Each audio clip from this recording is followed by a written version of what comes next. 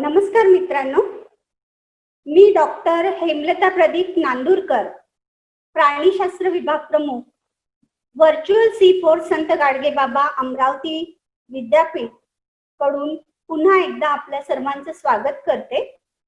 मित्रांनो, आपल्या मागच्या व्याख्यानाच्या पुढे आपण आता हे आणखी एक पुष्प गुंफणार आहोत, ज्यामध्ये आपण मधमाशा पालनातून स्वयंरोजगार निर्मितीच्या संधी कशा आपल्याला उपलब्ध होऊ शकतील याची माहिती बघणार आहोत. मित्रांनो, आपल्याला माहिती आहे की मधमाशी ही आपल्या दैनंदिन जीवनाशी अगदीच निगडीत आहे. मध, मेण, मधाचं पोळं यासारख्या गोष्टींशी आपला नेहमीच संबंध येत असतो. तिची परागीभवनाची क्षमता ही अख्ख्या मानवजातीला झालेली मदत आहे, ही मात्र आपण बऱ्याच वेळा दुर्लक्षित करतो. आईन्स्टाईनच्या सूक्ष्म निरीक्षणातूनही ही गोष्ट कधी सुटलेली नाहीये.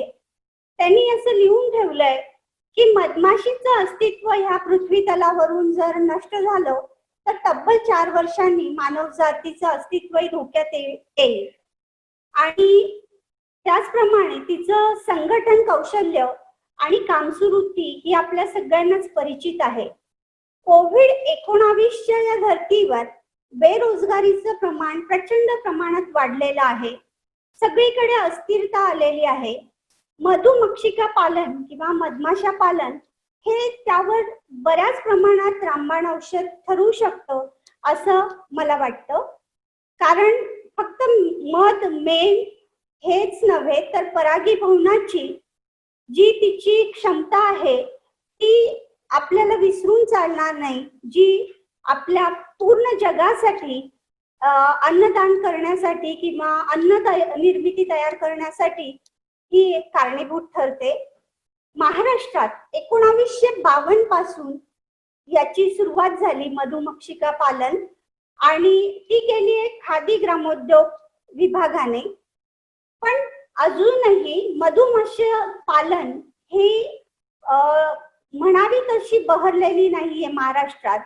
आणि म्हणूनच जिथे आपल्याला 3 लाख वसाहतींची गरज आहे तिथे अख्ख्या महाराष्ट्रामध्ये जवळपास फक्त 15,000 पर्यंत वसाहती आपण देऊ शकतो. यावरूनच आपल्या असं लक्षात येईल की मधुमाशा पालन किंवा मधुमक्षिका पालन ही रोजगार निर्मितीची किती चांगली संधी महाराष्ट्रामध्ये आहे. ती आपण त्यावर काम करून किंवा त्याबद्दल समजून घेऊन जर असं मधुमक्षिका पालन आपण केलं तर मला वाटतं निश्चितच प्रत्येक बेरोजगार युवकाला हे फायदेशीर ठरू शकतं किंवा शेतीला एक पूरक उद्योग म्हणून आपण याची गणना करू शकतो. या सर्व बाबींचा उहापोह करण्यासाठी आज आपण आपल्या स्टुडिओमध्ये बोलवलेला आहे डॉक्टर भालचंद्र वायकर सर यांना. ते स्वयंरोजगार निर्मितीच्या संधी मधुमाशा पालनामध्ये कशा होऊ शकतात याबद्दल आपल्याशी बोलणार आहे, संवाद साधणार आहे. आणि त्यापूर्वी मी सरांची थोडक्यात ओळख करून देते. सर विज्ञान व तंत्रज्ञान फॅकल्टीचे डीन आहेत डॉक्टर बाबासाहेब आंबेडकर मराठवाडा विद्यापीठ औरंगाबाद मध्ये. तसेच ते प्राणीशास्त्र विभागात प्रोफेसर या पदावर कार्यरत आहेत. त्यांनी त्यांचं पदवी व पदव्युत्तर शिक्षण अनुक्रमे 1987 आणि 1989 मध्ये पुणे विद्यापीठात पूर्ण केलेलं आहे. एमफिल संत गाडगेबाबा अमरावती विद्यापीठ अमरावती मध्ये, तर PhD डॉक्टर बाबासाहेब आंबेडकर मराठवाडा विद्यापीठ औरंगाबाद येथे केलेली आहे. त्यांना 30 वर्ष टीचिंगचा आणि 22 वर्ष संशोधनाचा अनुभव आहे. त्यांच्या मार्गदर्शनाखाली 4 विद्यार्थ्यांनी एमफिल तर 8 विद्यार्थ्यांनी PhD पूर्ण केलेली आहे आणि 3 विद्यार्थी सध्या त्यांच्या मार्गदर्शनाचा लाभ घेत आहे. सरांनी 6 मेजर प्रोजेक्ट पूर्ण केलेले आहेत आणि त्यांच्या नावे 10 पुस्तकही त्यांनी पब्लिश केलेली आहे. राष्ट्रीय परिषदांचं आणि चर्चासत्रांचं आयोजन तसंच 55 ट्रेनिंग प्रोग्राम्स फक्त बी किपिंग वर घेतलेले आहे. यावरूनच आपल्या लक्षात येईल की मधुमाशा पालन किंवा बी किपिंग हा त्यांचा अगदी आवडीचा विषय आहे आणि सतत ते त्या संदर्भात काम करत असतात. रिसोर्स पर्सन म्हणून राष्ट्रीय आणि आंतरराष्ट्रीय परिषदेत त्यांनी जवळपास 102 व्याख्यानं दिलेली आहेत. राष्ट्रीय पातळीवर 14 आणि आंतरराष्ट्रीय पातळीवर 39 असे एकूण 57 शोध निबंध त्यांनी पब्लिश केलेले आहेत. या सर्वांचा परिपाक आपल्याला दिसतो तो त्यांना मिळालेल्या विविध सन्मानामध्ये. त्यांच्या नावे डॉक्टर D.K. बेलसरे मेडल 2011चं zoological society of India Bodhgaya तर्फे, माधवी श्याम मंडल 2017चं पुन्हा zoological society of India Bodhgaya तर्फे त्यांना मिळालेलं आहे. Salgare gold medal Indian academy of environmental sciences Haridwar, Sadhana Seva Ratna Mandleshwar Indore हे त्यांच्या फक्त मधुमाशी पालन याच्यावर त्यांनी केलेलं विस्तृत काम यासाठी त्यांना मिळालेलं आहे. आणि आता अगदी रिसेंटली त्यांना best scientist award society of life sciences Satna Madhya Pradesh यांच्यातर्फे मिळालेलं आहे. आणि त्याचबरोबर त्यांच्या नावे बरेचसे बेस्ट पेपर प्रेझेंटेशनचे अवॉर्डही आहेत. तर अशा मधुमाशा पालनासाठी वाहून घेतलेल्या व्यक्तिमत्वाला आपण आमंत्रित करतो आहोत. सर, मी तुम्हाला विनंती करते की स्वयंरोजगार निर्मितीच्या संधी या मधुमाशा पालनच्या व्यवसायातून आपण कशा करू शकतो यावर तुम्ही अगदी विस्तृत मार्गदर्शन करावं. मी सरांना पाचारण करते. Sir please. प्रथम मी संत गाडगे बाबा विद्यापीठ अमरावती याचे व्हाईस चान्सलर, रजिस्ट्रार आणि प्राणीशास्त्र विभागाच्या विभाग प्रमुख नागपुरे मॅडम यांचे मी आभार मानतो. त्याचप्रमाणे संत गाडगे बाबा विद्यापीठ याचे व्हर्च्युअल लॅबोरेटरीचे डायरेक्टर यांचेही आभार मानतो की त्यांनी मला या ठिकाणी लेक्चर देण्याची संधी उपलब्ध करून दिली. तर आजचा जो योग आहे लेक्चर देण्याचा, तर त्याचं प्रमुख टायटल आहे मधुमक्षिकी पालनातून स्वयंरोजगाराच्या संधी. याच्यावर आज मी 1 तास लेक्चर देणार आहे.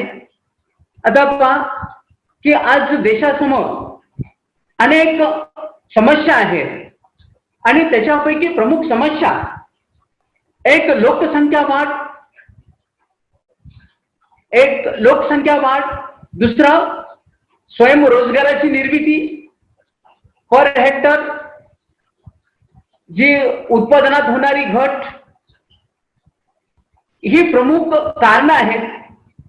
त्याशिवाय ज्या प्रमाणात लोकसंख्या वाढते त्या प्रमाणात या लोकांना अगदी सकस अन्नधान्य पुरवणं, की जे स्टॅग्नंट रिसोर्सेस आहेत त्यामधून उत्कृष्ट अन्नधान्याची, सकस अन्नधान्याची, विषमुक्त अन्नधान्याची निर्मिती करणं हे खरं आपल्या समोर आव्हान आहे. आता आपण जर पाहिलं, मी पहिल्यांदा सांगितलं की पॉप्युलेशन ग्रोथ, अगदी population growth is increasing like A snowfall rate. अगदी कंटिन्युअस लोकसंख्या सातत्याने वाढते आहे. आज आपली लोकसंख्या, भारताची लोकसंख्या 121.9 करोड आहे. ती 2030 मध्ये 140 कोटी होईल. आणि त्याच्यामुळे शेतकऱ्यावरती खूप मोठं एक प्रेशर आहे की उत्तम प्रकारच्या अन्नधान्याची निर्मिती करणं. उत्तम प्रकारे म्हणजे सकस अन्नधान्याची निर्मिती करणं, विषमुक्त अन्नधान्याची निर्मिती करणं. त्याचबरोबर जी लोकसंख्या वाढणार आहे 140 कोटी, त्याच्यातले 35 ते 40 कोटी हे अगदी नौजवान असणार आहेत की ज्यांचं वय 20 ते 40 या वयोगटातले असतील आणि यांना रोजगार पुरवणं, या वाढणाऱ्या हातांना रोजगार पुरवणं, रोजगाराची निर्मिती करणं हे आपल्या समोर चॅलेंज असणार आहे. त्याचप्रमाणे सातत्याने आपण पाहतोय दरवर्षी आपला विदर्भ सुद्धा, मराठवाडा हे रिजन अगदी दरवर्षी दुष्काळ पडतो. शेतकरी आत्महत्या करतात कारण पर हेक्टर अन्नधान्याचं उत्पादन कमी होत आहे. सॉइलची फर्टिलिटी असेल, पॉप्युलेशन जे पॉलिनेटर्स परागीभवन करणारे कीटक आहेत यांचाही त्याच्यात सहभाग आहे की सॉइलची फर्टिलिटी कमी होणं, परागीभवन करणाऱ्या कीटकांची संख्या कमी होणं म्हणजे अनेक कारणापैकी हे सुद्धा त्याच्यात प्रमुख कारण आहे. त्याचप्रमाणे ज्या प्रमाणात लोकसंख्या वाढते त्या प्रमाणात पर हेक्टर, पर हेड, पर हेक्टर, पर पर्सन जमीन कमी होते. दरवर्षी रेनफॉल रेट हा कमी होतोय आणि त्यामुळे शेतकऱ्यांसमोर एक चॅलेंज आहे. चॅलेंज आव्हान कुठलं आहे तर जे काही स्टॅग्नंट रिसोर्सेस आहेत, जमीन तर लोकसंख्या वाढती, जमीन तर तेवढीच आहे, म्हणजे कमीत कमी पाण्यात, कमीत कमी जमिनीत, कमीत कमी पाण्यात जास्तीत जास्त उत्पादन हे चॅलेंज आहे. उत्पादन कसं असलं पाहिजे? टॉक्सिक फ्री असलं पाहिजे. आता मी नेहमीच हिसार आणि पंजाब आणि हरियाणाचं उदाहरण देत असतो, परंतु आता हे लेक्चर महाराष्ट्रामध्ये होत असल्यामुळं मी महाराष्ट्रातलं लेक्चर. तुम्ही महाराष्ट्रामध्ये एक कोल्हापूर जिल्ह्यामध्ये शिराळा तालुका आहे आणि शिराळा तालुक्यामध्ये तुम्ही जर पाहिलं की तो कशासाठी प्रसिद्ध आहे, मुंबई आणि पुणे या शहराला भाजीपाल्याचा मुख्य पुरवठा इथून होतो आणि उत्कृष्ट प्रकारे भाजीपाल्याची निर्मिती करण्यासाठी प्रचंड प्रमाणात पेस्टिसाइडचा वापर करतात. आणि आज एकटा शिराळा तालुक्यामध्ये 18,000 कॅन्सर पेशंट आहेत. मी तुम्हाला सांगितलं की one train is running from Hisar to Bikaner via Delhi. The name of that train is a cancer train. त्या ट्रेनचं नाव कॅन्सर ट्रेन आहे. आणि म्हणून आपण प्रत्येक अन्नाच्या घासाबरोबर विष खातोय आणि म्हणून विषमुक्त अन्नधान्याची निर्मिती करायची. म्हणजे एक साईडला आपल्याला कुठले प्रश्न आहेत की अन्नधान्य वाढवायचे प्रचंड उत्कृष्ट प्रतीचं आणि ते विषमुक्त असलं पाहिजे, सकस असलं पाहिजे. आणि त्याचबरोबर आपल्याला स्वयंरोजगाराची निर्मिती करायची आहे आणि ते स्वयंरोजगार निर्मिती करताना पर्यावरण सुद्धा बॅलन्स झालं पाहिजे. कारण आज जे आपल्याला लॉकडाऊन होण्याची परिस्थिती आली आहे, घरात थांबण्याची परिस्थिती आली आहे, ते आपण केलेली मानवाने बायोडायव्हर्सिटीमध्ये हस्तक्षेप. आणि म्हणून विषमुक्त अन्नधान्याची निर्मिती, स्वयंरोजगाराची निर्मिती, भरपूर अन्नधान्याची निर्मिती त्यासाठी करण्यासाठी आपल्याला इको फ्रेंडली टेक्नॉलॉजी या ठिकाणी लागणार आहे. आणि म्हणून अनेक टेक्नॉलॉजी पैकी मधमाशा पालन हा व्यवसाय एक त्यातला सर्वोत्तम आहे. कारण मधमाशा पालन, बीकीपिंग त्याला इंग्लिश मध्ये म्हणतो, हा इको फ्रेंडली अशी टेक्नॉलॉजी आहे. आणि मधमाशी कुठल्याही आपल्या इतर कंपोनंटशी स्पर्धा करत नाही किंवा त्यांना हानी पोहोचत नाही. मधमाशींना जगण्यासाठी काय लागतं? मधमाशींना जगण्यासाठी मकरंद लागतो आणि पोलन लागतो. आणि हे जमा करण्यासाठी मधमाशी सातत्याने एका फुलावून दुसऱ्या फुलावर, दुसऱ्या फुलावून तिसऱ्या फुलावर जात असते. अगदी सकाळी लवकर उठून कंटिन्युअस काम करत असते आणि हे काम करत असताना या ठिकाणी मकरंद जमा करते आणि या मकरंदचं कन्व्हर्शन आपण हजारो टन मधामध्ये करत असतो. आणि ह्या मध विक्रीतून आपल्या देशाला हजारो रुपये मिळत असतात. आणि जर मधमाशा पालन व्यवसाय नाही केला तर हे सगळं वाया जाईल आणि तो देशाचं नुकसान असेल. आणि ज्या वेळेस मधमाशी एका फुलावरून दुसऱ्या फुलावर जाते स्वतःचं अन्न जमा करण्यासाठी, त्याच वेळेस इनडायरेक्टली त्या ठिकाणी परागीभवनाचं कार्य होत असतं. आणि त्यामुळे मधमाशा मार्फत परागीभवन होतं. मधमाशा मार्फत परागीभवन झाल्यामुळे प्रचंड उत्कृष्ट प्रकारच्या अन्नधान्याची निर्मिती होते.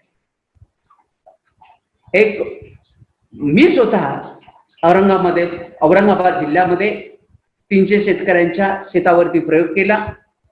त्याच्यापैकी 150 शेतकऱ्यांचा मी डेटा कलेक्ट केला.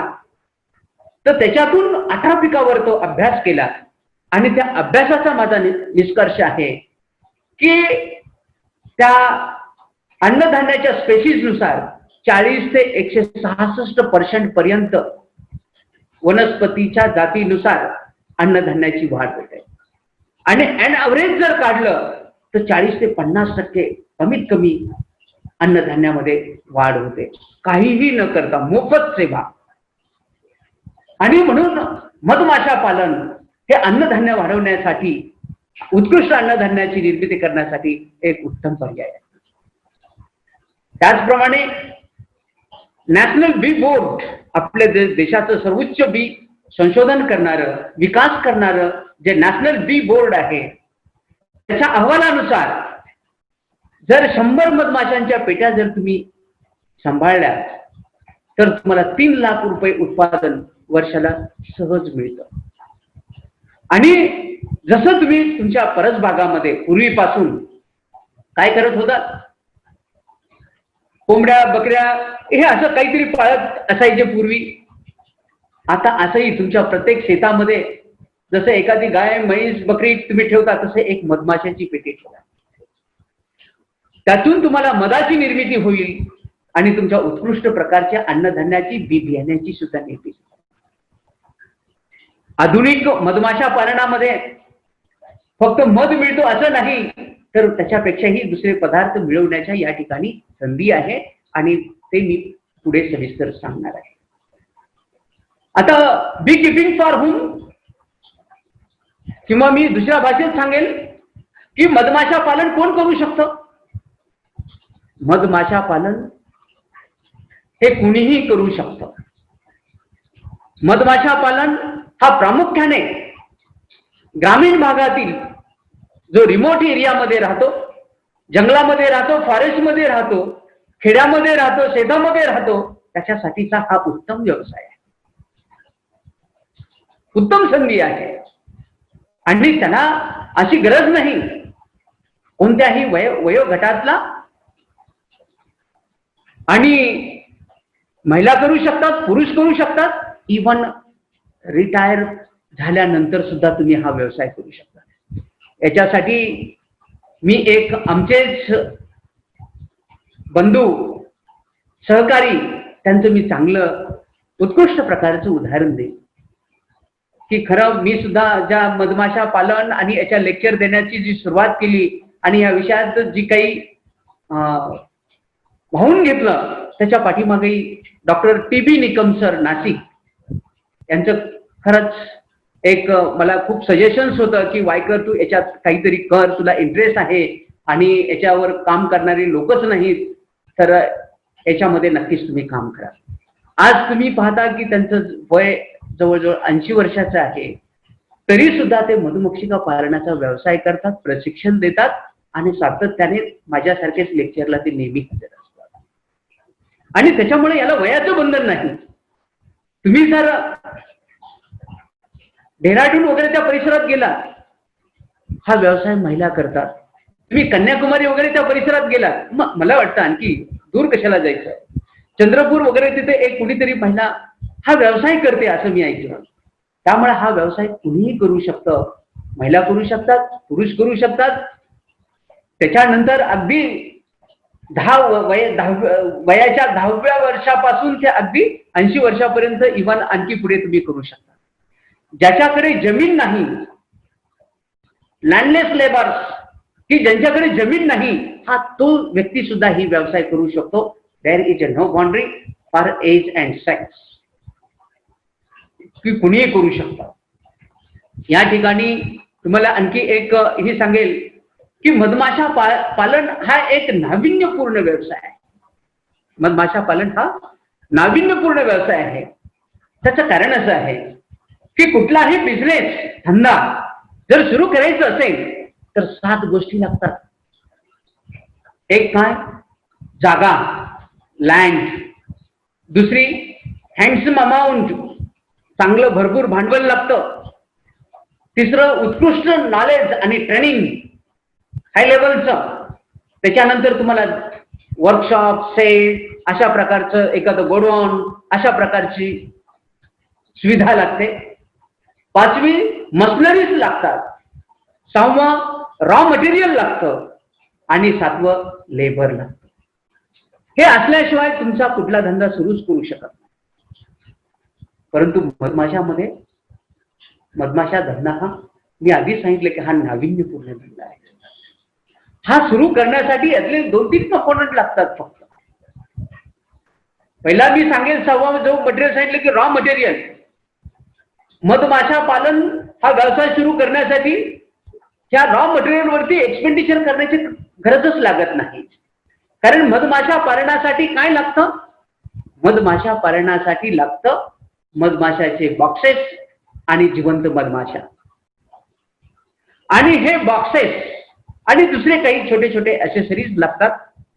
ह्या सर्व ॲक्सेसरीज आणि बॉक्सेस आपण आपल्याच भागात तयार होणाऱ्या लाकडापासून बनवू शकतो आणि आपल्याच भागातले लोकल, आपल्याच गावातले कार्पेंटर यांच्यापासून ते तयार करू घेऊ शकतो. दुसरी गोष्ट महत्वाची काय लागते? लेबर. तर इथं लेबर कोण आहेत? मधमाशा स्वतःच लेबर आहेत. अमरावती भाग तुमचा तर त्यासाठी सदा नाही. तुमच्या जवळच फॉरेस्ट कव्हर आहे मोठं. त्या ठिकाणी जा. मी बऱ्याच लोकांना ते ट्रेनिंग देतो की निसर्गातून मधमाशा पकडायच्या कशा आणि बॉक्समध्ये घालायच्या. तुमच्याकडे लाकूड आहे, तुमच्याकडे बॉक्स बनवणारी साधनं आहेत, कारागीर आहेत, मधमाशा आहेत. फक्त थोडंसं स्किलची कमी आहे. स्किल शिकून घ्यायचं, त्यात इन्स्टॉल करता येतं. आणि मधमाशा असा लेबर आहे की कंटिन्युअस काम करतो. सकाळी 5:20 ला ड्युटी सुरू करतो, ती सायंकाळी 7:20 पर्यंत कंटिन्युअस काम करत असतो. त्याच्यावरती तो मधमाशी कधी रजा मागत नाही, आजारी म्हणून घरी बसत नाही. त्याच्या आणखी पेमेंटचे वगैरे काही गरज नाही. फक्त तिची थोडीशी देखभाल, स्वच्छता करा 15 दिवसातून, बाकी ती तुम्हाला काही मागत नाही. मधमाशांना लागतं अन्न जगण्यासाठी, ते पोलन आणि नेक्टर आणि दुसरं पाणी. हे 3 मुख्य घटकांची त्यांना गरज असते. मकरंद आणि पराग आणि पाणी हे तर निसर्गात मोफत अवेलेबल असतं. त्यामुळे तुम्हाला पैसा कुठे लागतो? बॉक्स ठेवण्यासाठी जागा अगदी थोडीशी लागते. बॉक्स तुम्ही कुठेही, अगदी बॅरल लँड आहे त्या ठिकाणी तुम्ही नेऊन ठेवा, बाजूला बांधावर वगैरे कुठेही, झाडावर ठेवा. आणि तुम्हाला मी सांगतो की महाराष्ट्राच्या अनेक भागामध्ये आता शेतकऱ्यांमध्ये जागृती झाली आहे. शेतकऱ्यांना माहीत झालंय की जर उत्कृष्ट प्रकारच्या अन्नधान्याची निर्मिती करायची असेल तर मधमाशा शिवाय पर्याय नाही. आणि म्हणून अनेक शेतकरी त्यांच्या डाळिंबाच्या बागा असतील, मोसंबीच्या बागा असतील, तर याच्यामध्ये मधमाशाच्या बॉक्सेस परागीभवनासाठी भाड्याने आणून घेतात. आणि भाड्यापोटी 2500 रुपये पर मंथ त्या बी कीपरला, जो मधमाशा पालनाचा व्यवसाय करतो त्याला बी कीपर म्हणतो, त्या मध पाळाला ते तेवढे पैसे देतात. मध पाळाला 2500 रुपये मिळतात, प्लस मध मिळतो, मेण मिळतं आणि इतर प्रॉडक्ट. आणि म्हणून जागेचा प्रश्नच कुठे? उलट जागे तुम्ही ठेवल्याबद्दल पैसे मिळतात. हा, त्याच्यानंतर जर मधमाशा व्यवसाय सुरू करायचा असेल तर त्याची सेटअप कॉस्ट खूप कमी असते. कारण त्याचा खर्च काय आहे? खर्च आहे मधमाशाच्या पेट्या, मधमाशा आणि एक्स्ट्रॅक्टर, असे छोटेसे काही अवजारे लागतात. म्हणजे त्यासाठी लागणारा खर्च हा कमी असतो. टेक्नॉलॉजी सुद्धा इतर व्यवसायाच्या मानाने फार साधी असते. अगदी अंगठे बहादर सुद्धा हा व्यवसाय करू शकतो. आणि ग्रॅज्युएट वगैरे असल्यानंतर उत्तमच. आणि याचं मी तुम्हाला 2 अगदी नक्की उदाहरणं देईन की लातूरमध्ये तुम्ही वेबसाईट वगैरे आणखी कुठेही माहिती घेत असाल, लातूरमध्ये दिनकर पाटील म्हणून आहेत. किती उत्कृष्ट प्रगती त्यांनी केली ती बघा. दिनकर पाटील हे कॉमर्सचे ग्रॅज्युएट आहेत, ते सायन्सचे ग्रॅज्युएट नाही, ते प्राणीशास्त्राचे ग्रॅज्युएट. परंतु त्यांचा आज व्यवसाय हा प्रचंड मोठा आहे. हनी प्लांट त्यांनी स्वतः लातूरमध्ये इन्स्टॉल केलेला आहे.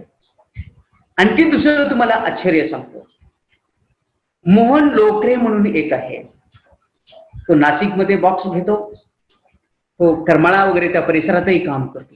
मूळचा तो करमाळा जवळचा राहणार आहे. तो तर त्याला लिहिताही येत नाही, परंतु वर्षाला तो 15 ते 20 लाख रुपये या मधमाशा व्यवसायातून मिळवतो.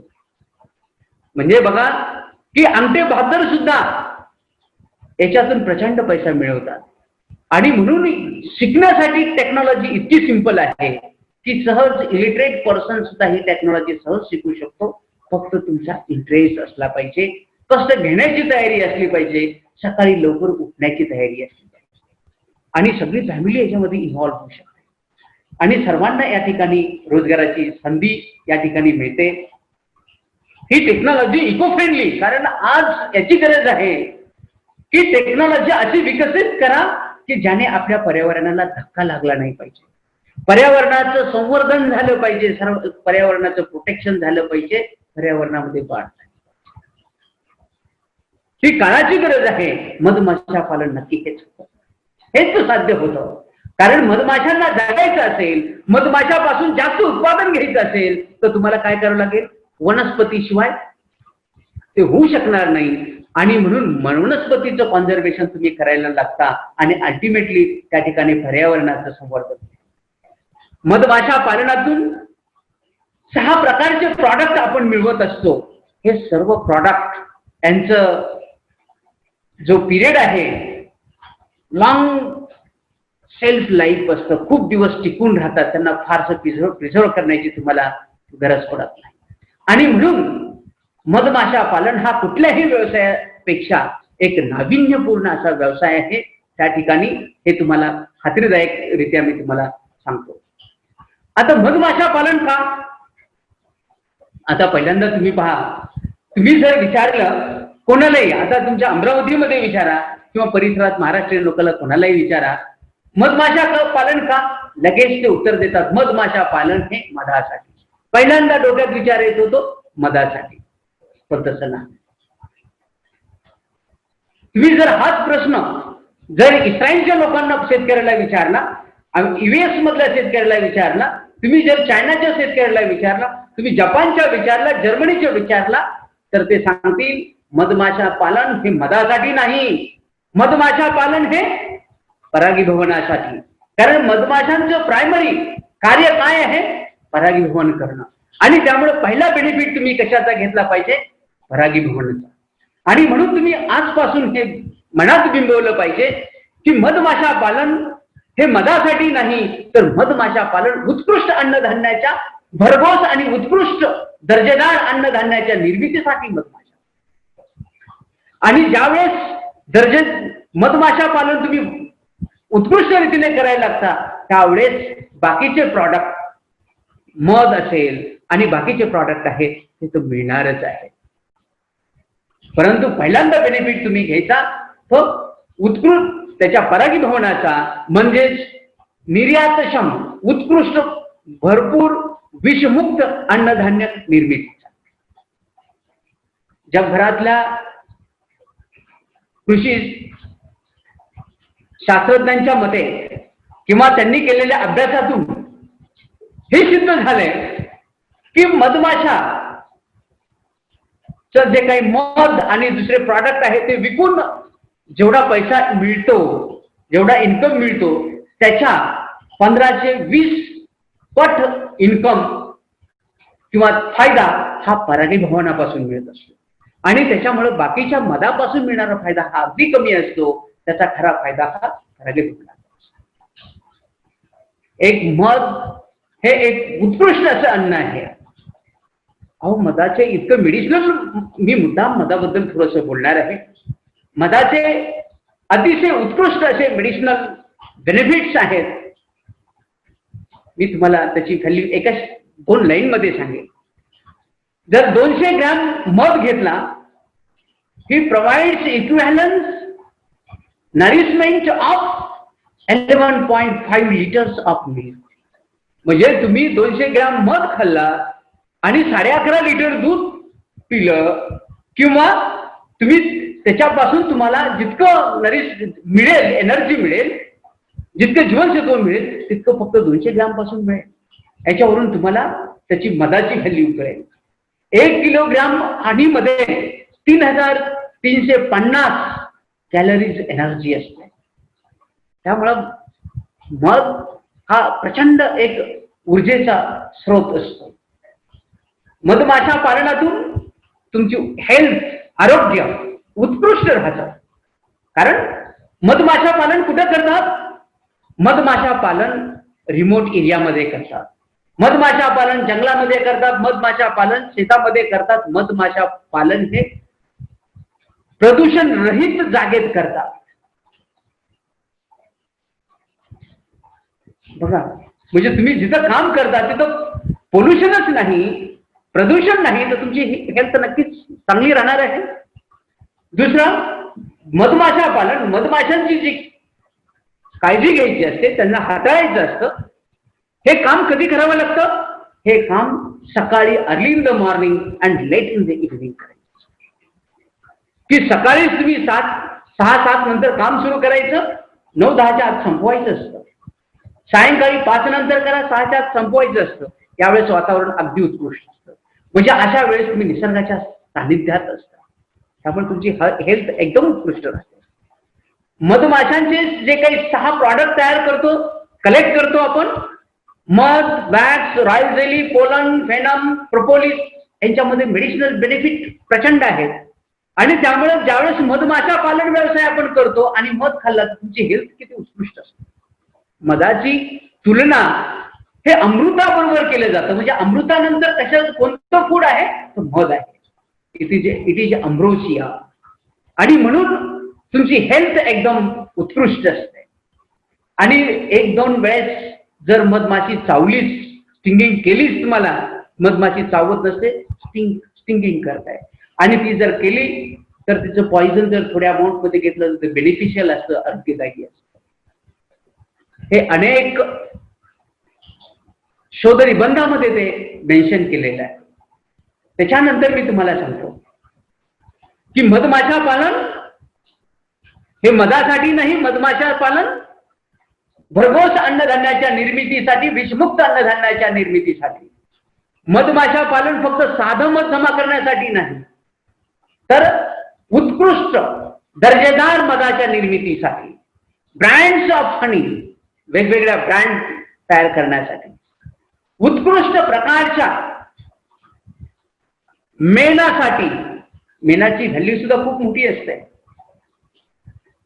मधमाशा पालन, रॉयल जेली, त्याला आपण राज अन्न असं म्हणतो. मधमाशा पालन, परागकण, विष आणि प्रोपोलिस, या 6 गोष्टी जमा करण्यासाठी. कारण या प्रत्येकाची खूप मोठी व्हॅल्यू आहे. फक्त आता मी किंमत सांगेल, नंतर माहिती सांगेल. 1 किलो मधाची किंमत साधारणतः मार्केटमध्ये आज अगदी कमीत कमी धरली तरी आपण 200 ते 300 रुपये किलो असते. 300 रुपये किलो अगदी कमीत कमी. वॅक्स, मेणा, मधापेक्षा मेणाची किंमत जास्त असते.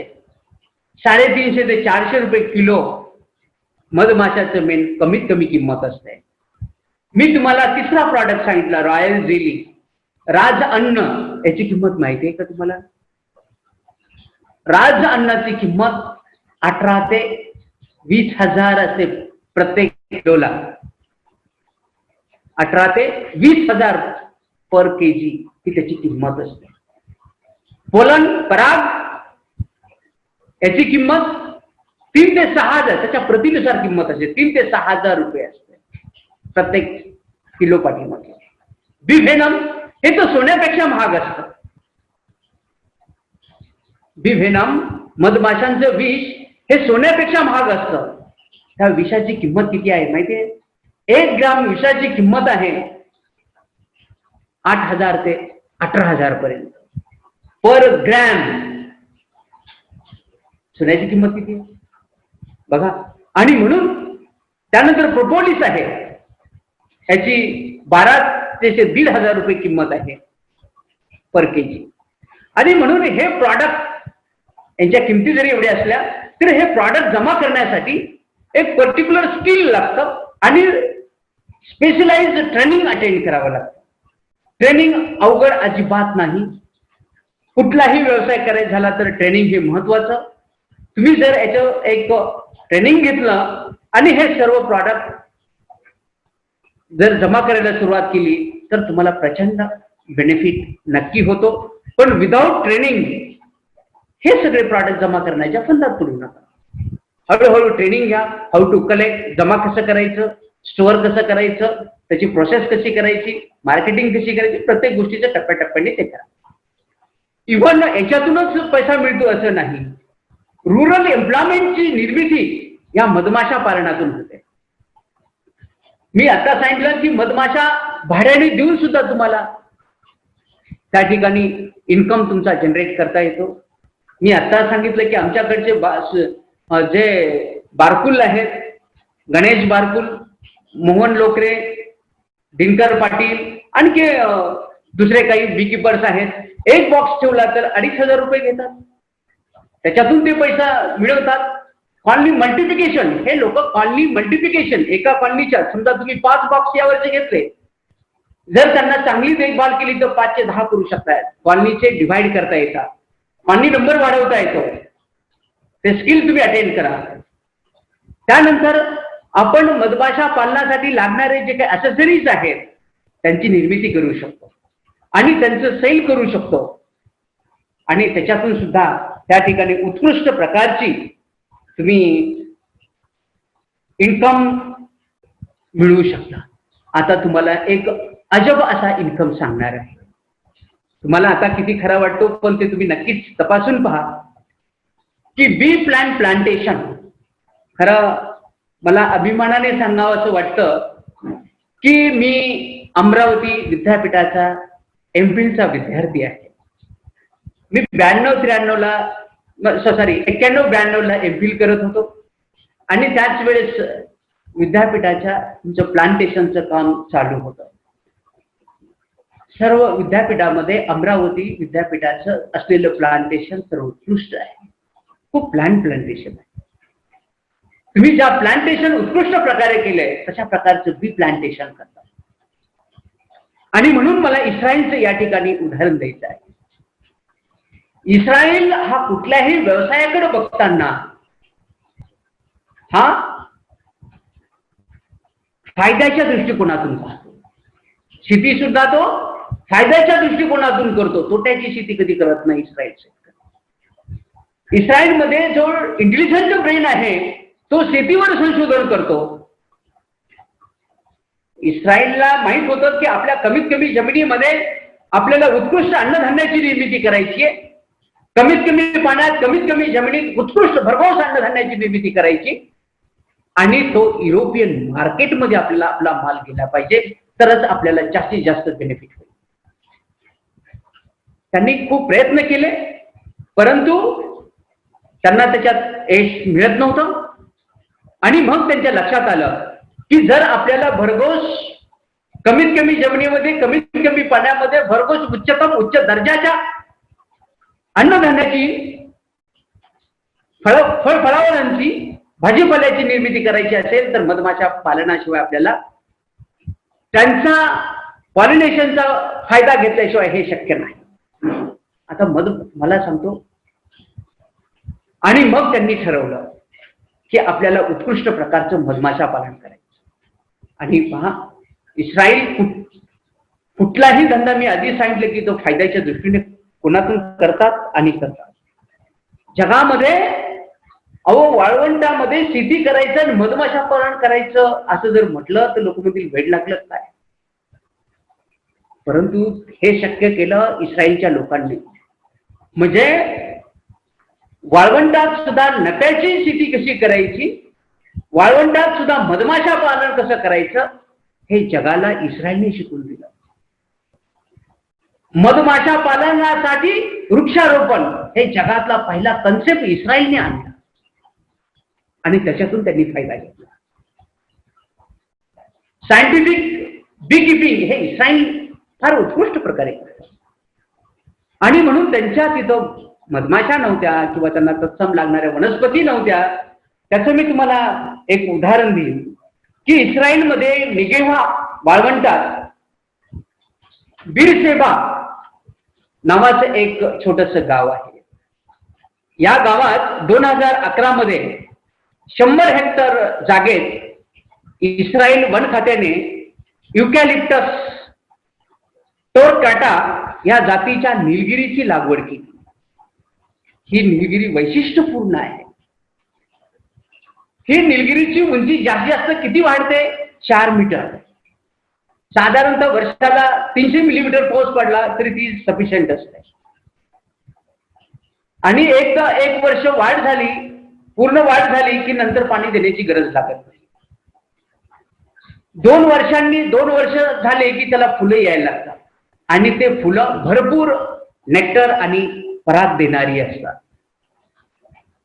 आणि त्यामुळे इस्रायलने काय केलं की ज्यावेळेस शेतीमध्ये फ्लॉवरिंग असतं त्यावेळेस शेतीतल्या पिकांचं परागीभवनासाठी मधमाशाच्या कॉलनी शेतामध्ये, त्यामुळे भरपूर परागीभवन उत्कृष्ट प्रकारे होऊन शेताचं दर्जेदार उत्पादन, नंतर तिथलं परागीभवन झाले की त्या कॉलनी वाळवंटात की जिथं निलगिरीची लागवड केली आणि त्या निलगिरीच्या एका हेक्टर मधून 500 किलो मध जमा करतात होते. आणि त्याची 500 किलो मधाचं तुम्ही किंमत बघा. तुम्ही कुठल्या भाजीवर हे केलं तर त्याच्यातून किती मिळणार आहे, पण याच्यातून 500 किलो मध हे वाळवंटातून ते निर्माण करतात. त्यांनी त्या ठिकाणी अशा प्रकारचं प्लांटेशन केलं आणि मधमाशांना जगवलं. कारण मधमाशांना जगण्यासाठी काय लागतं, नेक्टर आणि पराग. त्या दोन्हीची निर्मिती त्या ठिकाणी होते. आणि ज्यावेळेस परत शेतीमध्ये फ्लॉवरिंग येतं परत त्या कॉलनी तिकडे शिफ्ट केल्या आणि अशा प्रकारे उत्कृष्ट प्रकारचं प्लांटेशन करून उत्कृष्ट प्रकारच्या मधाची निर्मिती ते करतात. आणि आपण बघा आपल्या भागामध्ये निलगिरीची झाडं लावली, पण ती कोणती झाडं लावली, इतकी उंच झाडं असतात की ते आपल्यासाठी सुटेबल नाही. नाहीतर एक झाड आपल्याकडे लावलेली निलगिरीचं एक झाड 450 लिटर पाणी हवेत फेकतं रोज, परंतु हे झाड त्यातल्या लोकांनी त्यांच्याकडे नाही तर ऑस्ट्रेलियामधून आणलं. आणि ही निलगिरीची जात वेगळी आहे. मी तुम्हाला सांगितलं की 4 फूट वाढते, तिला पाण्याची जास्त गरज लागत नाही. 1 वर्षानंतर तिला पाणी देण्याची गरज लागत नाही. आणि अशा प्रकारे म्हणजे बी प्लांटेशन मधून, मधु वनस्पतीच्या लागवडीमधून सुद्धा उत्पादन आपल्याला घेता येतं आणि हे शक्य आहे. आणि म्हणून मधमाशा पालन हा शेतीपूरक असा व्यवसाय आहे. कारण याला जास्त वेळ द्यावा लागत नाही. एकदा तुम्ही महिन्यातून 15 दिवसातून एकदा त्याची देखभाल करा, स्वच्छता साफसफाई करा, कॉलनीचं मायग्रेशन करायची गरज असेल तर मायग्रेशन करा. रोज तुम्हाला जाऊन त्या ठिकाणी काहीही करावं लागत नाही. रोज जाऊन फक्त लांबून ऑब्झर्वेशन करा की त्या सुस्थितीत आहेत ना, त्यांना कुणी हानी तर पोहोचेल नाही ना, एवढंच बघा. मधमाशा त्यांचं अन्न जमा करतात, त्यांचं पाणी जमा करतात, खूप छानपैकी त्यांचं काम करत असतात. तुम्हाला रोज फारसा वेळ देण्याची अजिबात गरज नसते. आणि म्हणून मधमाशा पालन हा उत्कृष्ट आणि नाविन्यपूर्ण व्यवसाय आहे आणि तो एक शेतकऱ्यांसाठी साईड बिझनेस आहे. आणि पूर्वीची कन्सेप्ट अगदी आपण आता काढून टाकली पाहिजे की मधमाशा पालन हे मधासाठी. मधमाशा आता आधुनिक मधमाशा पालनाच्या शास्त्रीय मधमाशा पालनामध्ये तुम्ही मधमाशा पालनापासून मध, वॅक्स, रॉयल जेली म्हणजे राजधान्य, पराग, त्याचं विष आणि प्रोपोलिस हे सगळं तुम्ही त्याच्यापासून जमा करू शकता. आणि त्याच्या या प्रॉडक्ट पासून व्हॅल्यू ऍडेड प्रॉडक्ट तयार करून आणखी तुम्ही त्या ठिकाणी जास्त बेनिफिट घेऊ शकता. महाराष्ट्रामध्ये 5 प्रकारच्या मधमाशा सापडतात हल्ली. एक एपिस डॉर्सेटा, त्याला मराठीमध्ये आपण आग्या मधमाशा म्हणतो. दुसरा आहे एपिस सेरेना इंडिका, त्याला इंडियन हायूब बी म्हणतो किंवा मराठीमध्ये सातेरी मधमाशा म्हणतो. आणि तिसरी आहे एपिस मेलिफेरा, त्याला आपण इटालियन मधमाशा म्हणतो. कारण ही एपिस मेलिफेरा ही काही इंडियन नाही, ही एक्झॉटिक आहे, ही बाहेरच्या देशातून आणलेली आहे. परंतु गेली 50-60 वर्ष, 70 मॅडमने आता सांगितलं की 1922 पासून आपल्याकडे सुरू झालं. हे 1957-58 पासून ही 20 स्पेसिस जात आपल्या महाराष्ट्रामध्ये आणि आपल्या देशामध्ये आता चांगल्या प्रकारे स्थिरवली आहे, म्हणून तिला आपण आपल्यात इन्क्लूड करून घेतोय. चौथी आहे एपिस फ्लोरिया, स्मॉलेस्ट बी, छान असतंय.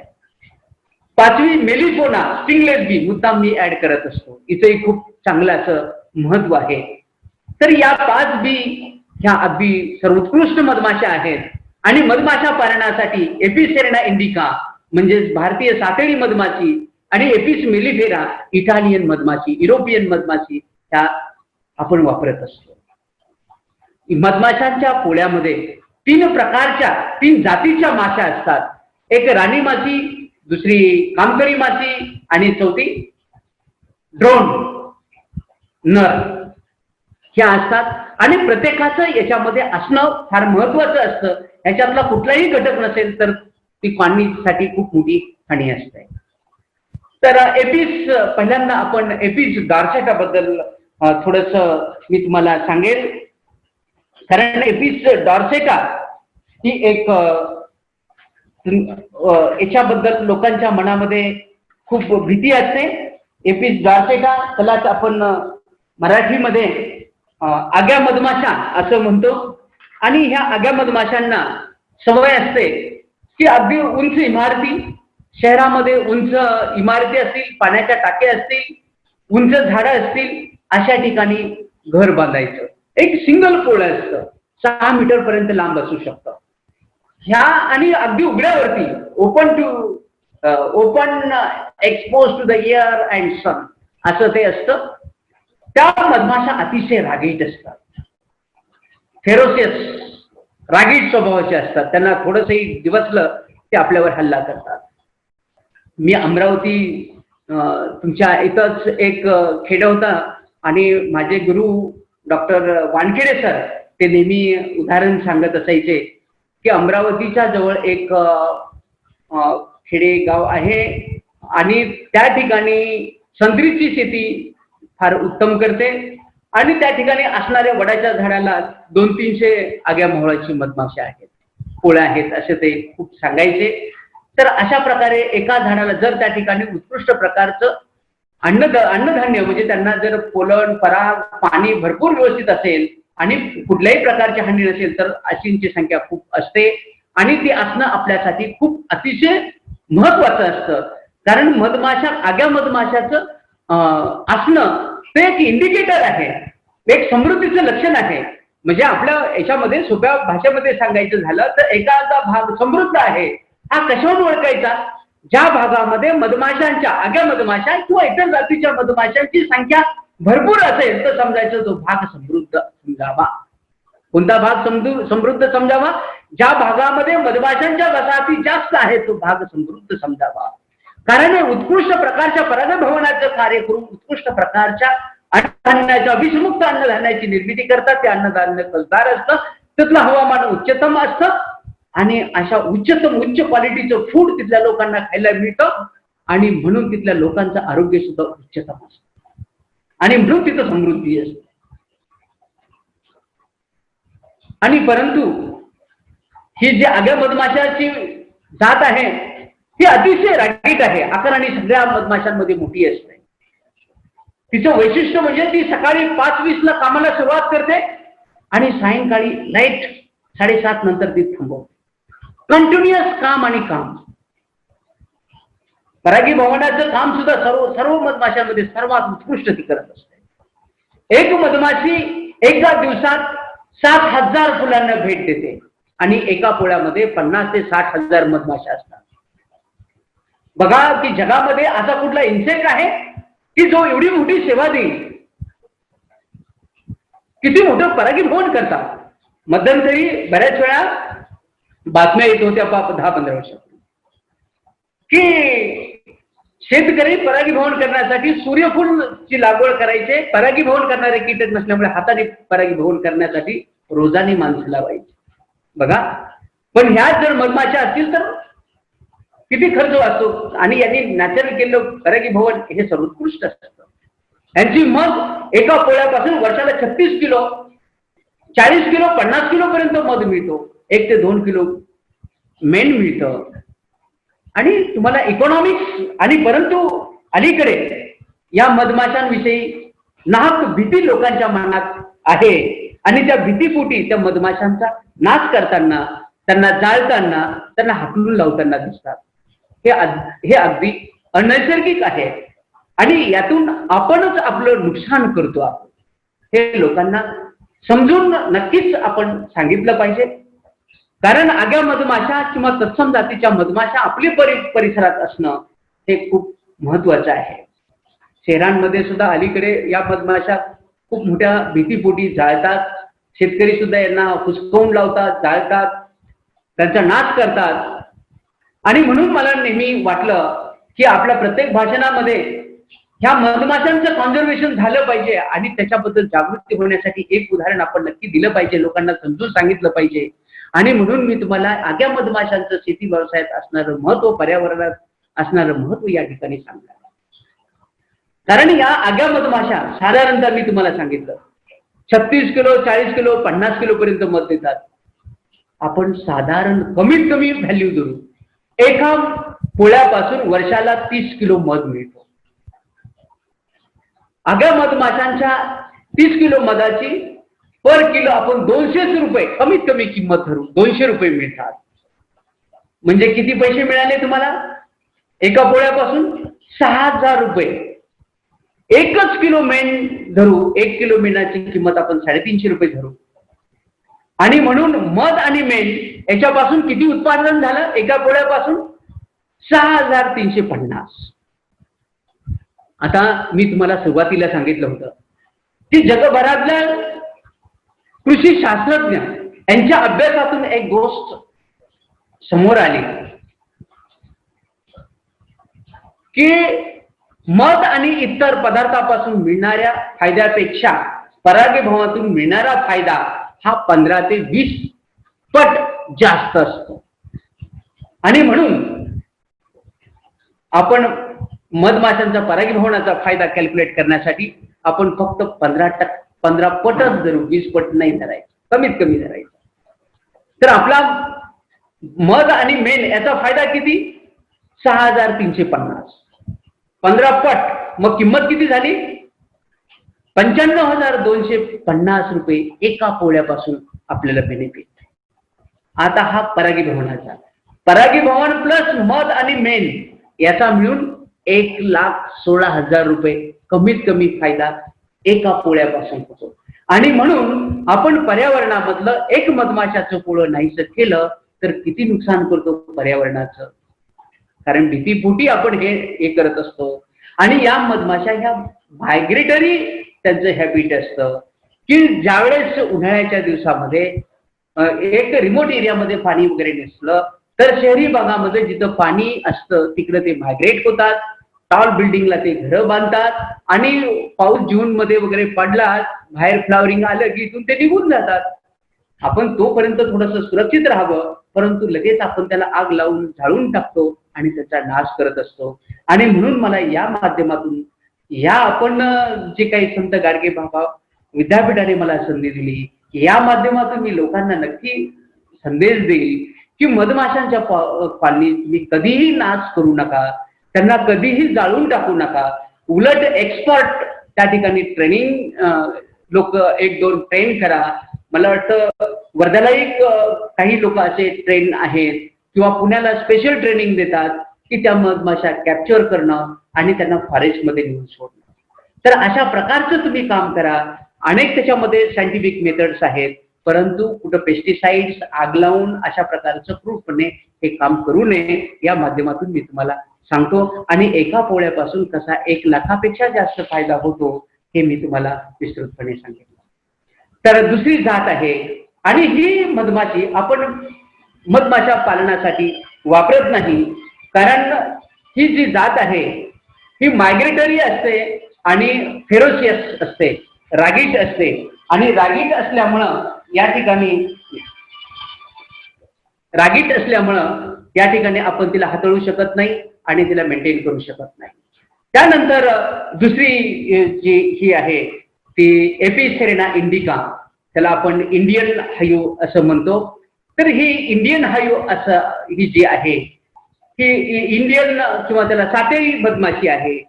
हिची सवय असते की अंधाराच्या ठिकाणी जे झाडाचे ट्रंक आहेत, कपारी आहेत, भिंती आहेत किंवा अशा आडोशाच्या ठिकाणी अंधाराच्या ठिकाणी पॅरलल 7 कोंब बांधते आणि म्हणून हिला सातेरी मधमाशी असं म्हणतो. आणि हे पॅरलल असतात, ही माइल्ड असते, डार्सेटापेक्षा आकाराने थोडी लहान असते. आणि जर उत्कृष्ट प्रकारे तिचं जर मेंटेन केलं, वर्षभर भरपूर प्रमाणात तिला जर फ्लावरिंग अवेलेबल असेल तर हिमाचलमध्ये 43 किलो मध एका वर्षात काही मधफळांनी काढलेलं आहे. परंतु हे सर्वांना शक्य नाही. हे त्यासाठी उत्कृष्ट प्रकारचं हवामान लागतं आणि भरपूर प्रमाणात त्या ठिकाणी फ्लावरिंग लागतं. तर त्याच्यानंतर एपिस मेलिफेरा, त्यालाच आपण युरोपियन मधमाशी असं म्हणतो, ती जी आता भारतामध्ये चांगल्या प्रकारे स्थिरावली आहे. ती आपण बाहेरच्या देशामधून आणतो आणि ही मधमाशी हाताळायला सुद्धा अगदी साधी असते. जास्त ती अटॅक करत नाही, स्टिंगिंग करत नाही. मधाची निर्मिती, परागाची कलेक्शन, परागीभवनाचं काम आणि ह्या सगळ्या गोष्टी ती उत्तम करत असल्यामुळं या ठिकाणी ही मधमाशी सुद्धा आपण खूप चांगल्या प्रकारे आता ती स्थिरावली आहे. त्याच्यानंतर चौथी आहे एपिस फ्लोरिया. तर एपिस फ्लोरिया ही गार्डन बी, मी तुम्हाला सांगितलं की इथं मध हा खूप मेडिसिनल असतो. आणि 5वी स्टिंगलेस बी, जी की त्याला आपण मेलिफोना म्हणतो. तर ही छोटी किरण निसर्गामध्ये जशा या मधमाशांच्या अनेक जाती आहेत तशा वनस्पतीच्या सुद्धा अनेक जाती आहेत आणि त्यांच्या प्रत्येकाच्या फुलाची साईज वेगवेगळी असते. ती सगळ्यात लहान आकाराच्या फुलाचं परागीभवन करणारी ही स्टिंगलेस बी, त्याला मेलिफोना ही मधमाशी असते. आणि हिचं वैशिष्ट्य म्हणजे ही जास्त टेम्परेचरलाही स्टँड. एपिस मेलिफेरा हिला टेम्परेचर कमी लागतं. टेम्परेचर जास्त झालं तर ती राहत नाही, टिकत नाही. इथलं हवामान ह्युमिड वगैरे तिला चालत नाही. आणि पण ही स्टिंगलेस बी कुठल्याही वातावरणामध्ये छानपैकी राहते. तिच्यातून मध खूप मिळत नाही, 100-200 ग्रॅम मध मिळतो, पण त्याची किंमतही खूप असते, मेडिसिनल खूप असतो. पण ती परागीभवनासाठी जे उत्कृष्ट काम करते ते सर्वोत्तम असतं. आणि म्हणून एक जनरल अवरेज मी तुम्हाला सांगेल की एपिसेरेना इंडिका पासून जर तुम्ही पाळला तर सर्वसाधारण कमीत कमी किती मध मिळतो, तर 15 ते 20 किलो मध हा एपिसेरेना इंडिका पासून मिळतो. एपिस मेलिफेरा पासून तुम्हाला 50 ते 60 किलो पर बॉक्स मिळू शकतो. आणि जर तुम्हाला जास्तीत जास्त मध उत्पादन हवं असेल तर तुम्ही मायग्रेटरी बीकीपिंग करू शकता. मी पुन्हा सांगेल की माझ्या संपर्कामध्ये जे काही बीकीपर आहेत, हे बीकीपर औरंगाबाद, नाशिक किंवा लातूर इथपासून मध्य प्रदेश, राजस्थान, हरियाणा, पंजाब, जम्मू काश्मीर इथपर्यंत मधमाशांच्या बॉक्सेस मायग्रेट करत असतात आणि हजारो टन मध जमा करतात. आणि म्हणून जर तुम्हाला मधमाशा पालन हे मधासाठी करायचं असेल तर तुम्ही मायग्रेटरी बीकीपिंग हे केलंच पाहिजे, त्याच्याशिवाय हे शक्य नाही. आणखी तुम्हाला हे सांगतो की तुम्ही मधमाशा पालन हा व्यवसाय जर करायचा असेल तर आपल्या परिसरातल्या सुद्धा कुठल्या वनस्पती आहेत, त्यांचा फ्लावरिंग पिरियड कोणता आहे, किती प्रमाणात असतात आणि त्याचप्रमाणे त्या कोणत्या नेक्टर इल्डिंग आहेत, पोलन इल्डिंग आहेत, म्हणजे त्यांच्यामध्ये मकरंद किती प्रमाणात असतो, पराग किती असतो, मध कशातून जास्त होईल याचाही अभ्यास थोडासा आपला असला पाहिजे. आणि म्हणून हे मधमाशा पालन करताना साधारणतः हा सगळ्या प्रकारचा अभ्यास, आता पुढे कधी प्रसंग येईल त्यावेळेस मी बाकी बारकावे खूप असतात अशा प्रकारचे 10 ते 12 किंवा इव्हन 14 पेक्षा जास्त लेक्चर्स माझे असतात. तर त्यातून प्रत्येक वेळी सांगता येईल, एका लेक्चर मधून सर्व काही सांगता येत नाही. तर हे सांगत असताना आता मधाचाच विषय चालला असल्यामुळं बरेच लोक मधाचं बेनिफिट, नाहीतर हे खरं सेपरेट लेक्चर असतं, याच्यात माहिती सांगण्यासारखी खूप असते, परंतु तुम्हाला मधाविषयी थोडीशी माहिती पाहिजे आणि पुढचा भागही आपल्याला पाहिजे असतो, वेळेचं लिमिट असतं.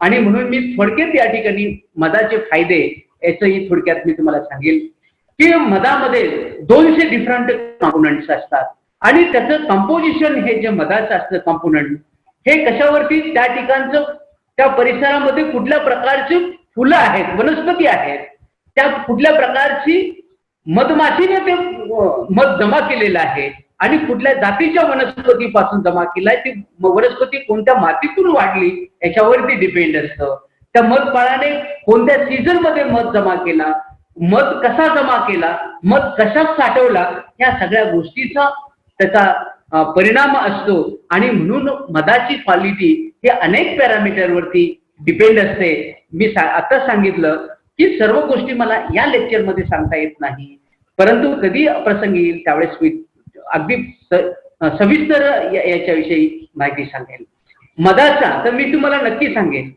की जर तुम्ही मधासाठी जर बी किपिंग करत असाल तर तुम्ही different brands of honey migratory bee keeping करू शकता कारण ब्रँड्स कशाला म्हणायचं तुम्ही पहा की मधमाशा ह्या अतिशय इमानदार या पृथ्वीवरचा प्राणी आहे कारण हे तुम्हाला सांगतो की जसा मधमाशामध्ये मी तुम्हाला आधी सांगितलं की जी 3 जातीच्या मधमाशा असतात एका पोळ्यामध्ये राणी माशी कामकरी माशी आणि दुसरी नर तर याच्या कामकरी माशीमध्ये परत त्यांच्यामध्ये कामानुसार त्यांच्यामध्ये डिव्हिजन्स असतात कामांची विभागणी असते तर त्याच्यामध्ये काही संशोधक मधमाशा असतात आणि ह्या संशोधक मधमाशा ज्या ठिकाणी त्यांची वसाहत त्यांनी सेटल केली बॉक्स ठेवला पेटी आपण ज्या ठिकाणी ठेवली त्या परिसरातल्या सगळ्या वनस्पतींचा अभ्यास करतात फुलामध्ये किती नेक्टर आहे पोलन किती आहे किती प्रमाणात आहे फ्लावरिंग पिरियड किती राहील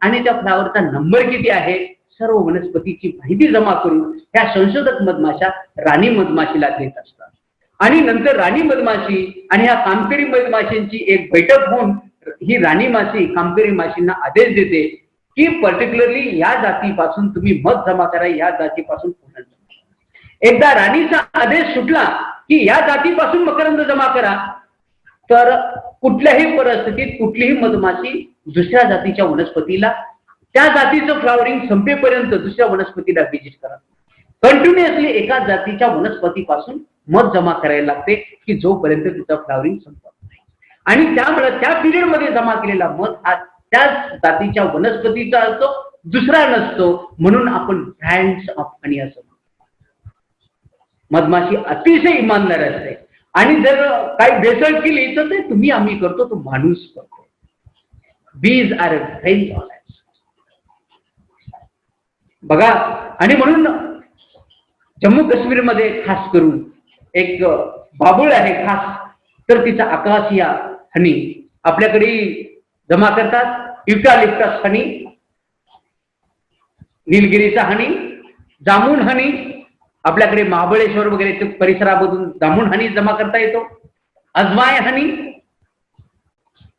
राजस्थानमध्ये वगैरे अजवाय आणि कोरिएंडर हनी धनिया हनी आणि अजवाय हनी जमा करतात त्या ठिकाणी एकर मध्ये असा अजवायांचं लागवड केलेली असते आणि धन्यांची लागवड केली असते त्यावेळेस त्या ठिकाणी जे बॉक्सेस ठेवले असतात आणि तिथून जो मध जमा केला असतो त्याच्या लिची हनी डेहराडून वगैरे गेला मोरिंगा हनी हा मोरिंगा आणि अजवाईचा आम्ही इथं प्रयोग केला होता नीम हनी ऑर्गॅनिक म्हणजे अशा पिकानुसार आपल्याला हनीचे ब्रँड्स तयार करता येतात आणि जे व्हॅल्यू त्या वनस्पतीमध्ये असतात त्या मधामध्ये येतात आणि म्हणून त्या मधाची किंमत ही दुप्पट असते आणि म्हणून असा कुठलाही मध विकण्यापेक्षा असा ब्रँड करून मध विकला तर त्याची व्हॅल्यू ही जास्त असते आता ज्याला मधुमेह आहे त्याला मध घ्यायचं असेल तर तो कुठला हनी घेईल जामुन हनी तो त्याची 1000 रुपये किंमत देईल असं जर तुम्ही 200-300 रुपये किलो घेता 1000 रुपये म्हटलं तरी देईल म्हणजे अशा प्रकारे आजारानुसार तुम्हाला मध सिलेक्ट करता येतो ज्यांना रोज हनी घ्यायचं आहे ज्यांना इम्युनिटी वाढवायची आहे तो कशाचा हनी घेईल तो कोरिएंडर हनी ज्यांना आणखी दुसरे कुठले प्रॉब्लेम आहे तो मोरिंगा ड्रमस्टिक त्याला आपण शेवग्याचा हनी घेईल म्हणजे अशा प्रकारचं हनीचे अनेक ब्रँड्स आपल्याला तयार करता येतात आणि विकता येतात लेबल लावून विकता येतात आणि तुम्हाला एक त्याच्या पाठीमागचं गणित सांगतो 1 किलो मध जमा करण्यासाठी एका मधमाशीला 5.7 मिलियन्स ऑफ फ्लावर्सला व्हिजिट करावी लागते and she travels near about 1,37,500 mile distance. Single bee visit 7,000 flowers per a day. Single bee in a single visit collect 32 milligram of nectar. एक मधमाशी तिच्या आयुष्यामध्ये 1 चमचाभर मध जमा करते. एक मधमाशी एका सेकंदामध्ये 1 मिनिटामध्ये 40 फुलांना भेट देते. एका व्हिजिट मध्ये 100 फुलांना भेट देते. हे मधमाशांचं वैशिष्ट्य आहे. मधमाशांचं मी सांगितलं की मधाचं कंपोजिशन हे खूप वेगळं आहे. मधाची आर्टिफिशियल लॅब मध्ये निर्मिती तुम्ही करू शकत नाही.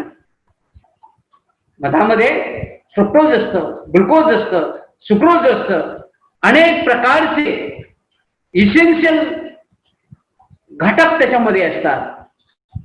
पाणी 20% पाणी असतं, मिनरल्स, इसेन्शियल मिनरल्स, उदाहरणार्थ calcium, iron, magnesium, phosphorus, potassium, sodium, zinc हे असतात. काही ऍसिड्स असतात की जे आपल्यासाठी अतिशय आपल्या आरोग्यासाठी, आपल्या निकोप वाढीसाठी खूप गरजेचे असतात. प्रोटीन्स असतात, अमिनो ऍसिड्स असतात, 18 प्रकारचे इसेन्शियल अमिनो ऍसिड्स मधामध्ये असतात. एन्झाइम्स असतात की जे हेल्थसाठी, ज्यांची अँटीऑक्सिडंट प्रॉपर्टी आहे, डायजेस्टिव्ह प्रॉपर्टी आहे. मधामध्ये अनेक प्रकारचे विटॅमिन्स असतात आणि म्हणून त्याच्यामध्ये अनेक पॉलिफेनॉलिक कंपाऊंड्स असतात, अँटीऑक्सिडंट असतात आणि म्हणून मध हे सर्वोत्कृष्ट अन्न आहे, पूर्ण अन्न आहे आणि म्हणून मधाची व्हॅल्यू हे अमृता बरोबर केलेली आहे. मधाचं मी तुम्हाला सांगतो, मधाची व्हॅल्यू हे गॅस्ट्रोप्रोटेक्टिव्ह आहे आणि has so many properties like gastroprotective, anti cancer, anti bacterial, anti diabetic, anti oxidant, cardio protective, wound healing, anti inflammatory, अशा अनेक प्रॉपर्टी या मधाच्या असतात. त्याचं मेडिकल यूज मी सांगताना हे नक्की सांगेल की आपल्याला मानवाला सुद्धा या पृथ्वीवर गोड पदार्थ पहिला कुठला जर सापडला असेल तर तो मध. त्याच्यानंतर आपण जन्माला आल्यानंतर पहिला गोड पदार्थ काय दिलेला असतो तर तो मधाचं बोट दिलेला असतो आणि ज्याला मधाचं बोट दिलं असतं ना त्याचा आवाज एकदम खणखणीत असतो. का? कारण मधाची प्रॉपर्टी मी सांगितली तुम्हाला आधीच. Honey has antibacterial, antiviral, anti bacterial property आहे. मेडिसिनल व्हॅल्यूज ऑफ हनी की मधमाशांच्या आरोग्यासाठी काही उपयोग आहे याच्याबद्दलही 1-2 मिनिट मी माहिती सांगेन की आपल्याला या मानवाला पृथ्वीवर सर्वात गोड पदार्थ प्रथम कुठला माहित झाला असेल तर तो मध आहे. आणि जन्माला आल्यानंतर सुद्धा आपल्याला कुठला प्रथम पदार्थ आपल्या तोंडामध्ये दिलेला असतो तो मध आहे. कारण मध हा प्री डायजेस्टेड इन फॉर्म असतो. त्याला पचन करण्याची गरज नाही. तोंडात टाकला विरघळून जातो. त्याला पचन करण्यासाठी स्पेशल काही करावं लागत नाही. दुसरी, मध जन्मल्याबरोबर मधच का देतात त्याचं दुसरं कारण असं आहे की मधाच्या प्रॉपर्टी मी आधी तुम्हाला सांगितलं, अँटीबॅक्टेरियल, अँटीव्हायरल, अँटीफंगल अशा त्याच्या प्रॉपर्टी आहेत आणि त्याच्यामुळे आपल्या घशामध्ये जर कुठले इन्फेक्शन असेल तर मध दिला तर ते इन्फेक्शन सगळं क्लिअर होतं आणि आपला आवाज खणखणीत राहतो. आणि म्हणून जन्मल्याबरोबर मध हा पहिल्यांदा दिला. मधामुळे तुमची इन्स्टंट, मध हा एक इन्स्टंट सोर्स एनर्जीचा आहे. तुमचा स्टॅमिना मेंटेन करण्याचं काम हे मध करत असतं. मधाची मी आधीच तुम्हाला व्हॅल्यू सांगितली आहे की 200 ग्रॅम मध तुम्ही कंझ्युम केला आणि 11.5 लिटर दूध तुम्ही घेतलं तर त्याची व्हॅल्यू इक्वल आहे. आणि अगदी अनाथ काळापासून आपण मध हे अनेक कारणासाठी किंवा वुंड हिलिंगसाठी, जखम भरून करण्यासाठी मध हा आपण वापरत होतो. आता तुम्हाला हे सांगता येईल की पहिल्या महायुद्ध असेल, दुसरं महायुद्ध असेल, या सगळ्या पिरियडमध्ये लढाया कशा होत होत्या, तर प्रामुख्याने तलवारीचा वापर होत होता. आणि म्हणून त्यावेळेस जखमा वगैरे ह्या प्रचंड, आणि म्हणून पूर्वी ज्यावेळेस मेडिसिनल डेव्हलपमेंट नव्हती त्यावेळेस जखमा भरण्यासाठी मधाचा वापर केला जात असायचा, मेणाचा वापर केला जात असायचा. कारण मधामध्ये ग्लुकोज आणि फ्रुक्टोज हे घटक आहेत, आणि ग्लुकोज आणि फ्रुक्टोज तिथं असं की आजूबाजूचं पाणी ते लगेच शोषून घेतात. आणि म्हणून ज्या ठिकाणी जखम झाली त्या जखमेच्या ठिकाणी जर मध लावला तर आणि त्या ठिकाणी इन्फेक्शन, बॅक्टेरिया, व्हायरस यांच्यामधलं सुद्धा सगळं पाणी ते शोषून घेतात, आणि त्यामुळं ते ड्राय होऊन त्या ठिकाणी त्यांची ग्रोथ किंवा फर्दर डेव्हलपमेंट ही होत नाही. त्याच्यानंतर मधामध्ये ग्लुकोज ऑक्सिडेज नावाचं एक एन्झाईम असतं, आणि ते एन्झाईम्स छोट्याशा पाण्याबरोबर संपर्क झाला की लगेच त्याचं कन्व्हर्शन हे हायड्रोजन पेरॉक्साईड या माइल्ड अँटीसेप्टिक मध्ये होतं. मधामध्ये अनेक प्रकारचे अमिनो ऍसिड्स असतात आणि इतरही काही केमिकल्स असतात. त्याच्यामध्ये प्रोलिन, अस्कॉर्बिक ऍसिड आहे, आणि प्रोलिन आणि ascorbic acid wound हिलिंगसाठी, particularly collagen सिंथेसिससाठी खूप इसेन्शियल असतं. आणि म्हणून वुंड जर हिलिंग करायचं असेल तर कोलॅजन सिंथेसिस होणं गरजेचं आहे, आणि मधामध्ये हे घटक असतात. त्यामुळं मध लावला तर जखम अतिशय वेगाने आणि उत्कृष्ट प्रकारे वुंड हिलिंग होतं. त्यानंतर मधामध्ये अनेक प्रकारचे पॉलिफेनॉल्स असतात, अँटीऑक्सिडंट्स असतात, आणि त्यामुळे पटकन त्या ठिकाणी जखम वुंड हिलिंग होण्याचे त्या ठिकाणी खूप चान्सेस असतात. त्याच्यानंतर अँटीऑक्सिडंट, मधांची प्रॉपर्टी ही अँटीऑक्सिडंट प्रॉपर्टी आहे, कारण मधामध्ये कॅटॅलेज, अस्कॉर्बिक ऍसिड आणि पॉलिफेनॉलिक कंपाऊंड्स असतात, आणि हे कंपाऊंड्स असल्यामुळं कारण याच्यामध्ये अँटीऑक्सिडंट प्रॉपर्टी असते. आता पहा की रोज आपण कंटिन्युअसली काही ना काही कारणास्तव we are continuously exposing to the toxicant. Toxicant enters in to the our body through the food, air, water. आणि ज्यावेळेस हे कुठलेही टॉक्सिकंट आपल्या शरीरात जातं त्यावेळेस this toxicant generate reactive oxygen species, and this reactive oxygen species act as a molecular scissor. आणि आपले जे काही एन्झाईम्स आहेत की जे आपले उपयुक्त आहेत आणि सॉफ्ट टिश्यू आहेत त्यांना ते डॅमेज करतात. आणि म्हणून हे जर टाळायचं असेल तर रोज जर तुम्ही हनी घेतला तर हनीमध्ये अँटीऑक्सिडंट्स असतात. ते हे जे काही अँटीऑक्सिडंट्स आहेत, हे जे रिएक्टिव्ह ऑक्सिजन स्पेसिस तयार होतात त्याला ते स्कॅव्हेंज करतात, डिस्ट्रॉय करतात, आणि आपल्याला प्रोटेक्ट करतात. आणि म्हणून फॉर बेटर हेल्थ प्रत्येकाने रोज एक चमचा मध घ्यायला पाहिजे, असं एक माझं प्रत्येकाला सुचवायचं आहे. त्यानंतर रोज जर तुम्ही एक चमचा मध घेतला तर हिमोग्लोबिन लेवल तुमची फार उत्कृष्ट राहते. कारण हिमोग्लोबिन लेवल तुमची जर वर्क इफिशियन्सी ही कशावर डिपेंड आहे, हिमोग्लोबिन लेवलवर. आणि म्हणून जर तुमचं हिमोग्लोबिन लेवल चांगलं राहिलं तर तुमची वर्क इफिशियन्सी खूप चांगली राहते. त्यानंतर तुम्ही रोज जर एक चमचा हनी घेतला तर तुमचे डायजेस्टिव्ह प्रॉब्लेम्स आहेत, हे डायजेस्टिव्ह प्रॉब्लेम सर्व अगदी व्यवस्थित होतात. डायजेस्टिव्ह कॅपॅसिटी तुमची चांगली होते, आणि म्हणून रोज एक चमचा घ्या. तुमचं डायजेशन, इंडायजेशनचा कधीही प्रॉब्लेम येणार नाही, गॅसचे प्रॉब्लेम्स होणार नाहीत, आयुष्यभर टायफॉइड कधी होणार नाही, आणि एक चांगलं इम्युन बुस्टर आहे.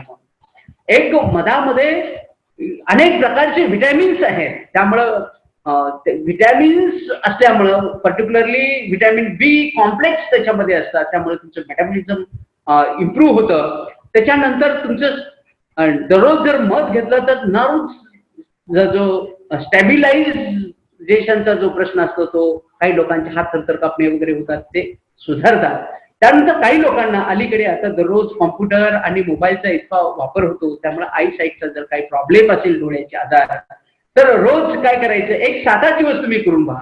10 ml तुम्ही मध घ्या, एक 10 ml तुम्ही गाजर असं खिसा आणि त्याच्यामध्ये टाका. 8 दिवस तुम्ही घ्या, बघा तुमच्या नजरेमध्ये किती फरक पडतो.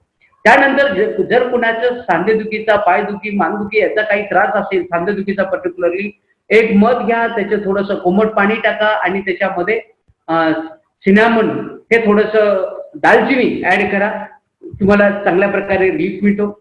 आज प्रत्येकाचं जीवन हे खूप धकाधकीचं झालंय आणि म्हणून अशा रोज घरी आल्यावर चहा पिण्यापेक्षा एक तुम्ही 15 ml मध घेतला, त्याच्यामध्ये एक लिंबू थोडस टाकलं आणि ते जर घेतलं तर तुम्हाला इमिजिएट आराम, चिडचिड होत नाही, अगदी फ्रेश तुम्ही राहता. जे ऍथलेटिक्स आहेत त्यांना खूप मसल फटिगचा वगैरे त्रास असतो आणि जर अशा लोकांनी, जर स्पोर्ट्समन्स आहेत त्यांनी जर मध घेतला तर मसल फटिगचा वगैरे त्रास होत नाही. आता बऱ्याच लोकांना स्लीप डिस्टर्बन्सचे त्रास आहेत आणि म्हणून जर झोपण्यापूर्वी जर काही एक चमचा मध घेतला तर साऊंड स्लीप येते आणि तसे काही फॅक्टर्स आहेत. घशामध्ये जर काही इन्फेक्शन वगैरे असेल, थ्रोट इन्फेक्शन वगैरे, खोकण्याचा त्रास असेल तर 5 ml मध घ्या, 10 ml लिंबाचा ज्यूस रस काढा आणि तो तुम्ही घ्या आणि त्याच्यामध्ये ब्लॅक पेपर ही जी काळी मिरी हे तुम्ही थोडस टाका, दिवसातून 2-3 वेळेस घ्या, चांगल्या प्रकारचा आराम मिळतो. कोल्ड आणि कफचा जर त्रास असेल तर 10 ml मध घ्या आणि अद्रक आहे, हे अद्रक त्याच्यामध्ये काही क्वांटिटीमध्ये घ्या, एकदम तुम्हाला छानपैकी रिलीफ मिळतो. काही लोकांना ओबेसिटीचा, हार्टचा आणि हायपर टेन्शन आणि त्याच्यानंतर कोलेस्ट्रॉल, हाय कोलेस्ट्रॉल लेवल याचे प्रश्न असतात. तर याच्यासाठी रेस्पिरेटरी प्रॉब्लेम्स आहेत, तर याच्यासाठी सर्वांना मी एक सजेशन सांगेन की तुम्ही एक बरणीमध्ये घ्या आणि त्याच्यामध्ये 250 किंवा 1 अर्धा लिटर मध घ्या, त्याच्यामध्ये काही गार्लिक असेल ते तुम्ही सोलून त्याच्यामध्ये टाका आणि 2-3 महिन्याने गार्लिकची फक्त 1 पुडी उचलून रोज खायची. तर तुमचे अनेक प्रॉब्लेम याच्यापासून त्या ठिकाणी तुम्हाला रिलीफ मिळेल. इम्युनिटी बुस्टर म्हणून सुद्धा मधाचा एक चांगला उपयोग होतो. मध हे अँटी डायबिटिकही आहे, म्हणजे अँटी कॅन्सर आहे, अनेक मधाचे फायदे आहेत आणि म्हणून रोज जर मध जर घेतला तर तुमचं आरोग्य अतिशय उत्तम राहतं आणि तुमचं लॉंग लाईफ होईल. मध कोणता घ्यावा याच्यामध्ये अनेक हे आहेत. आणि परत आपण मूळ मुद्द्यावर येऊ की इन्कम जनरेशन. डायरेक्ट मध विकण्यापेक्षा माझं सजेशन हे तुम्हाला आहे की मधाची व्हॅल्यू वाढवा आणि ते प्रॉडक्ट, व्हॅल्यू ऍडेड प्रॉडक्ट तयार करा आणि ते प्रॉडक्ट तुम्ही विका. जसं मधापासून हनी वॉटर, हनी लाईम स्पॅश, हनी मँगो, हनी जाम, हनी कॅन्डी, हनी आईस्क्रीम, हनी चॉकलेट, हनी चिक्की, आवळं हनी, म्हणजे असे अनेक पदार्थ या मधापासून तयार करू शकता आणि ते तुम्ही विकू शकता. मधापासून तुम्ही अनेक बेकरी प्रॉडक्टही तयार करू शकता. मी तुम्हाला आधीच याच्याबद्दलही सांगितलं आहे. तर अनेक असे बेनिफिट्स हे मधापासून आहेत. इव्हन मधापासून अनेक कॉस्मेटिक्स आपण तयार करू शकतो, फेसवॉश तयार करू शकतो, फेशियल स्क्रब तयार करू शकतो, त्याच्यानंतर सॉफ्टनेस फेशियल तयार करू शकतो, त्या लिपस्टिक साठी वापरू शकतो. अनेक गोष्टीसाठी आपण या मधाचा वापर करू शकतो आणि त्यामुळे डायरेक्ट मध विकण्यापेक्षा त्याची व्हॅल्यू ऍडेड प्रॉडक्ट तयार करून मध विका, हे एक माझं चांगलं सजेशन आहे. त्यानंतर दुसरा इन्कम आपल्याला मधमाशा पालनातून मिळतो तो एक्स्ट्रॅक्शन ऑफ बीज वॅक्स. जर तुम्ही एका पोळ्यापासून तुम्हाला साधारणतः सेरेना इंडिकाचं पोळा असेल, हे असेल तर 500 ग्रॅम, मेलिफेरस असेल तर 1 ते 1.5 किलो आणि डॉर्सेटा म्हणजे आग्या मधमाशापासून 1 ते 2 किलो तुम्हाला मेण मिळत असतं. आणि या मेणाचा उपयोग तुम्हाला सांगितलं की या मेणाची किंमत 350 ते 400 रुपये किलो असते आणि याच्यासाठी सोलार वॅक्स मेल्टर वगैरे मी खूप छान डेव्हलप केलेत. अशा प्रकारे उत्कृष्ट प्रकारच्या मेणाची निर्मिती तुम्हाला करता येते आणि त्याच्यापासूनही रोजगार निर्मिती करता येते. आणखी मी तुम्हाला याच्यामध्ये ऍड सांगेल की डायरेक्ट वॅक्स विकण्यापेक्षा ह्या जगामध्ये वॅक्स पासून जवळजवळ 300 डिफरंट ॲटम्स बनवले जातात. ते बनवण्याचं स्किल आपण अक्वायर करा. हे वॅक्स आहे, हे अनेक कॉस्मेटिक्स मध्ये वापरलं जातं. अनेक जे बूट पॉलिश, फर्निचर पॉलिश, त्याच्यानंतर अनेक प्रकारचे कोल्ड क्रीम्स आहेत, लोशन्स आहेत, लिपस्टिक्स आहेत, इलेक्ट्रिकल इन्सुलेटर्स आहेत, त्याच्यानंतर पॉलिसेस आहेत, त्याच्यानंतर फार्मास्युटिकल कंपन्यांमध्ये ते खूप वापरलं जातं. त्यानंतर making for different ink, pens, varnishes आणि डिफरंट प्रकारच्या कॅन्डल्स तयार करण्यासाठी लॅबोरेटरीमध्ये वापरलं जातं. आर्मीमध्ये खूप मोठ्या प्रमाणात वापरलं जातं आणि त्यामुळं मधा इतकीच ह्या त्याच्या मेणाची सुद्धा खूप किंमत असते आणि व्हॅल्यू असते. तिसरा घटक जे इन्कम जनरेशन करू शकतो की पराग. आता एक कॉलनीमधून 3 ते 5 किलो पोलन म्हणजे पराग आपण सहज काही कष्ट न करता आपण मिळवू शकतो. आणि 1 किलो परागाची किंमत असते 3,000 ते 6,000 रुपये किलो. या परागाला बाहेरच्या देशामध्ये खूप मोठी मागणी असते, कारण पराग हे एक उत्कृष्ट असं प्रोटीन सोर्स आहे आणि म्हणून कुठल्याही सर्जिकल ऑपरेशन नंतर हे पराग खायला दिले जातात. आणि हे परागाचा उपयोग असा होतो की तुमचं हिमोग्लोबिन आणि आरबीसी काउंट वाढवायला मदत होते. स्टेरिलिटीचे प्रॉब्लेम आता समाजामध्ये खूप मोठ्या प्रमाणात आहेत आणि म्हणून असे प्रॉब्लेम हँडल करण्यासाठी सुद्धा पोलन दिले जातात, कारण त्या पोलनमध्ये गोनेडोट्रोपिक हार्मोन्स असतात.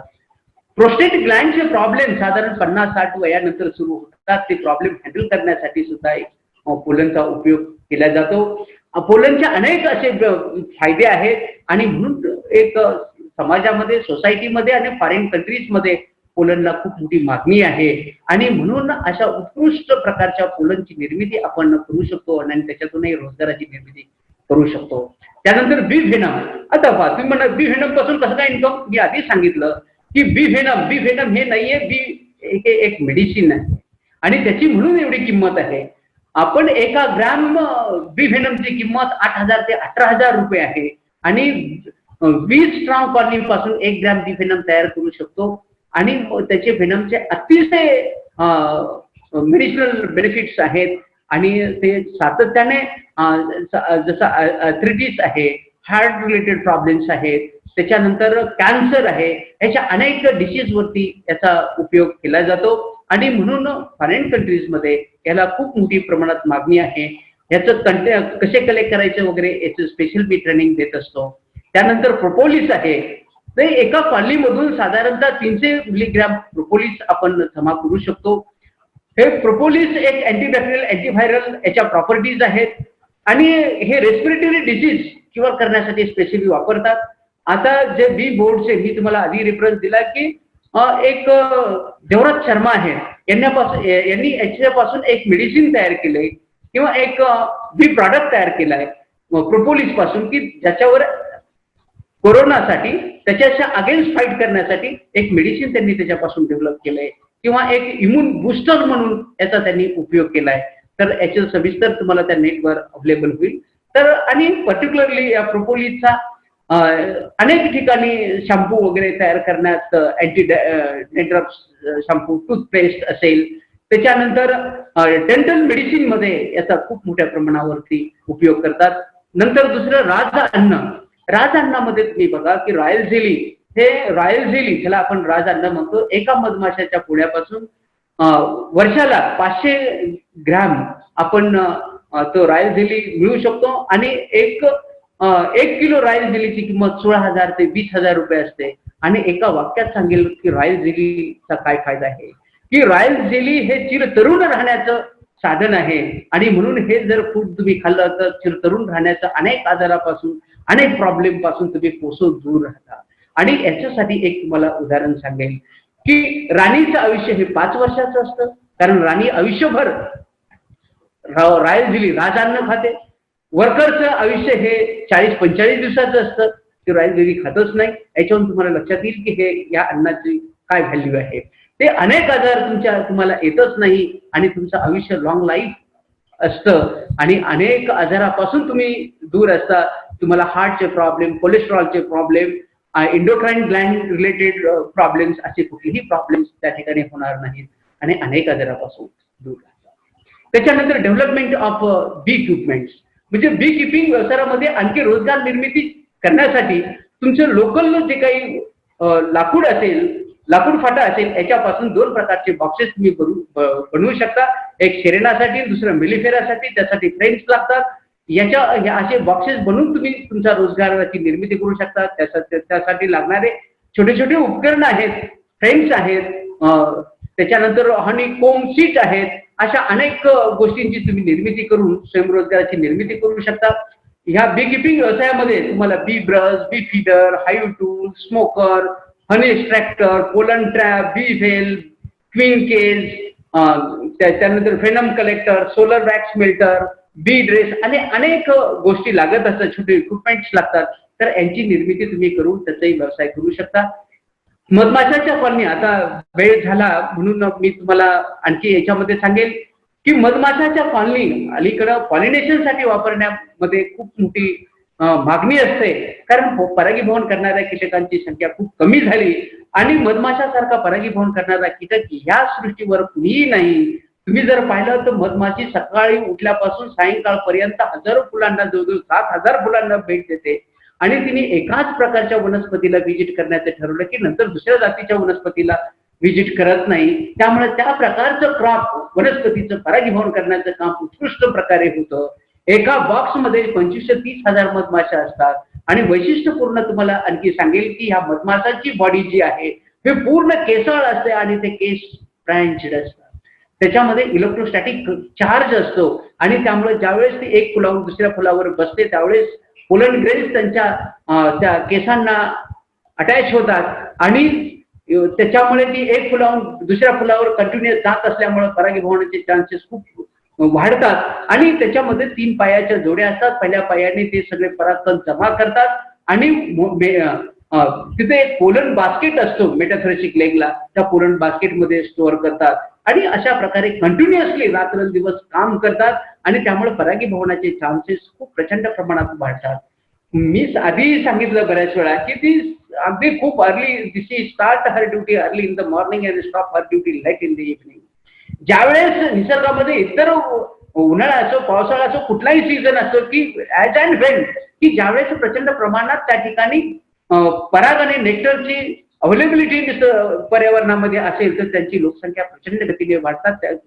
वसाहतीमध्ये एक क्वीन असते, राणी माशी असते. ती राणी माशी अशा वेळेस 1,000 ते 1,500 अंडी रोज घालते आणि त्यामुळे त्यांची लोकसंख्या प्रचंड वाढते. लोकसंख्या वाढली की परागीभवनाचं काम मोठ्या प्रमाणावर होतं आणि अदर प्रॉडक्टही आपल्याला खूप मोठ्या प्रमाणावर जमा करता येतात.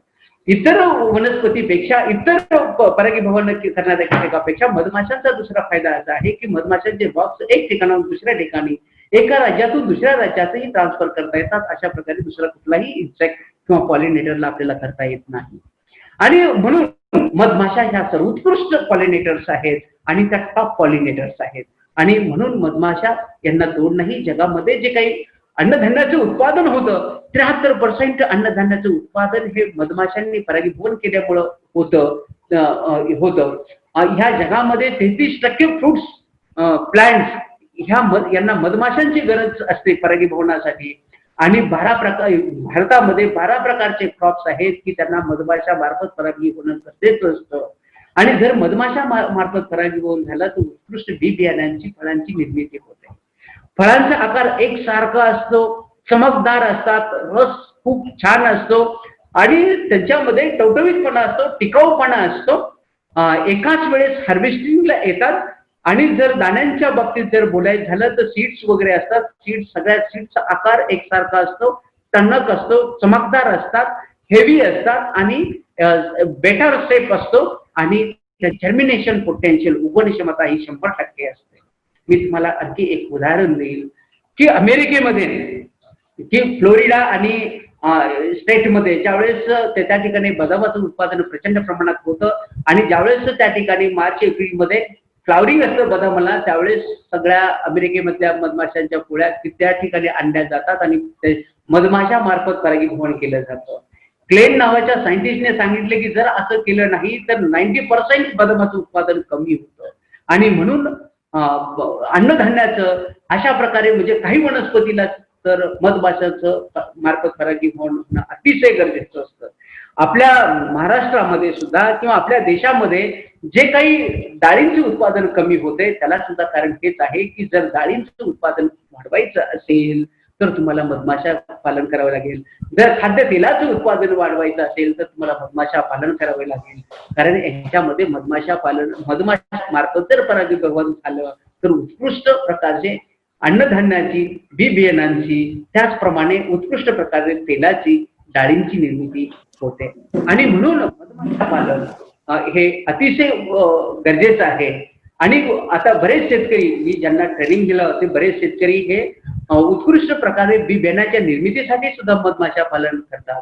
माझ्याकडे एक प्रोजेक्ट होता, मी ज्यावेळेस शेतकऱ्यांच्या परिसरामध्ये एक व्हिजिट केल्या आणि त्यावेळेस मला जाणवलं की अनेक शेतकऱ्यांमध्ये अन्नधान्याचं उत्पादन कमी झाले आणि कमी होण्याचं कारण काय आहे तर अनेक कारणापैकी एक कारण असं होतं की त्या ठिकाणी असणाऱ्या पॉलिनेटरची संख्या आणि पर्टिक्युलरली मधमाशा कमी झालेली संख्या हे कारण आहे आणि म्हणून पर हेक्टरी त्यांचं उत्पादन घटलंय आणि म्हणून मी त्या DBD ला एक प्रोजेक्ट दिला आणि त्या प्रोजेक्ट मार्फत मी 55 पेक्षा जास्त ट्रेनिंग कॅम्प घेतले 3000 पेक्षा जास्त शेतकऱ्यांना ट्रेनिंग दिलं त्यापैकी 300 लोकांना मधमाशाच्या पेट्या ट्रेनिंग दिल्या त्यापैकी 150 शेतकऱ्यांना मी सर्वे केला आणि त्याच्यातून मी एक हे केलं की कोणाचं अन्नधान्य किती पर्सेंटने काय बेनिफिट होत आहे तर मी 18 पिकावरती तो अभ्यास केला आणि जो 136 शेतकऱ्यांचा फीडबॅक मी घेतला आणि त्यात याचं हे सांगेल की डाळिंब घेणारे 27 शेतकरी होते स्वीट लाईम मोसंबी घेणारे 16 होते ओनियन सीड आमच्याकडे कन्नड आणि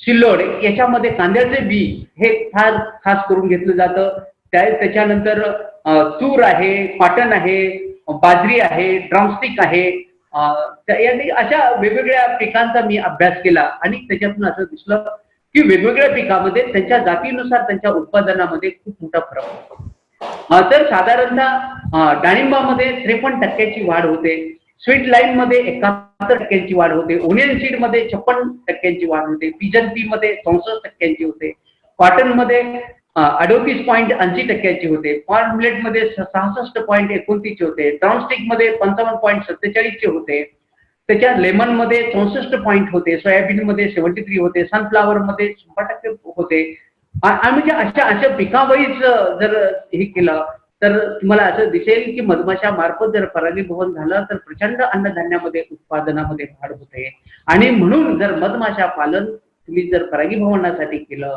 तर उत्कृष्ट प्रकारचं आपण अन्नधान्याची निर्मिती करून आपण स्वयंपूर्ण होऊ शकतो आणि तो एक चांगला ऑप्शन होऊ शकतो आणि या ठिकाणी मी तुम्हाला सांगितलं की आणखी तुम्हाला जर मधमाशामधून इन्कम पाहिजे असेल तर क्वीन रेअरिंग करून कारण आता मधमाशा पालन बऱ्याच भागामध्ये सुरू झाले आणि जर मधमाशा पालनाच्या व्यवसायापासून तुम्हाला जर चांगलं उत्पादन पाहिजे असेल तर त्या पेटीमध्ये त्या बॉक्समध्ये क्वीन ही कशी राणी माती ही कशी असली पाहिजे दरवर्षी तरुण असली पाहिजे ती इंटेलिजंट असली पाहिजे ती स्ट्रॉंग असली पाहिजे आणि अशा उत्कृष्ट प्रकारच्या राण्यांची निर्मिती करून आपण जसा आपल्याकडे घोड्यांचा निलाव होतो तसं तुम्ही इस्रायल वगैरे राण्यांचा निलाव होतो आणि म्हणून राणी माशी माझी कुठल्या जातीची आहे आणि किती उत्कृष्ट प्रकारची गुण आहेत याच्यावरती त्या राणीची किंमत ठरली जाते आणि बी किपरला दरवर्षी आपण रिक्विनिंग केलं म्हणजे रिप्लेस जुनी क्वीन काढून नवीन क्वीन द्यावी लागते तरच त्याच्यापासून फायदा त्याला जास्त होत असतो म्हणजे 20% फायदा मध्ये वाढ होते आणि म्हणून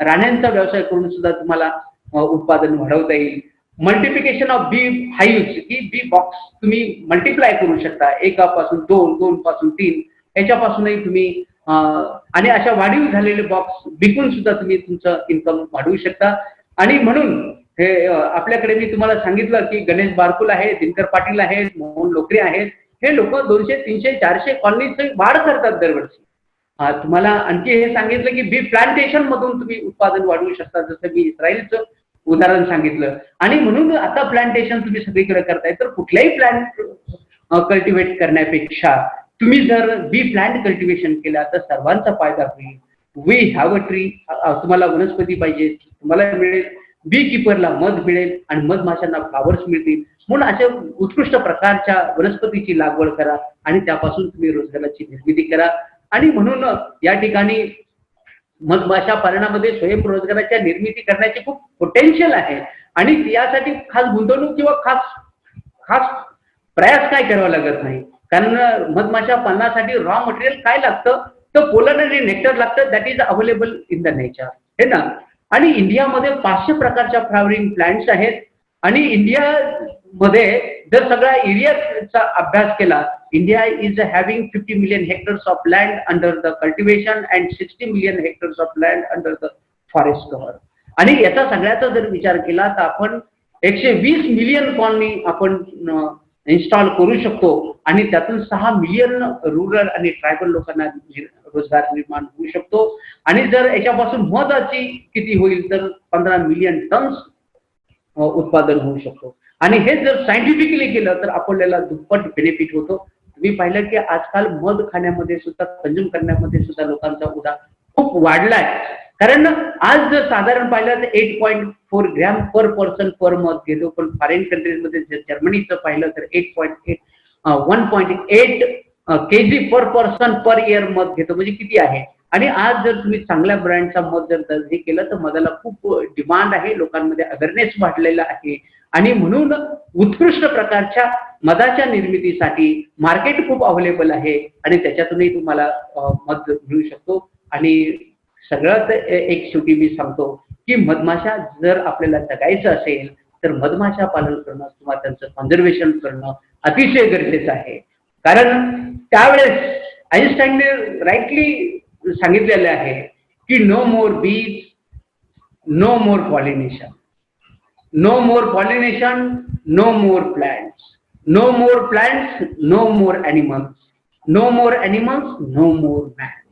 आणि म्हणून जर आपल्याला जगायचं असेल आणि आपली पुढची पिढी जर सुखकर ठेवायची असेल तर मधमाशांचं संवर्धन करा, नेचरचं संवर्धन करा आणि त्यातूनच स्वयंरोजगाराची निर्मिती करा. इको फ्रेंडली त्याच्याशी राहा आणि स्वतःचे व्यवसाय त्यातून वाढवा आणि एक आरोग्यदायी जीवन जगा.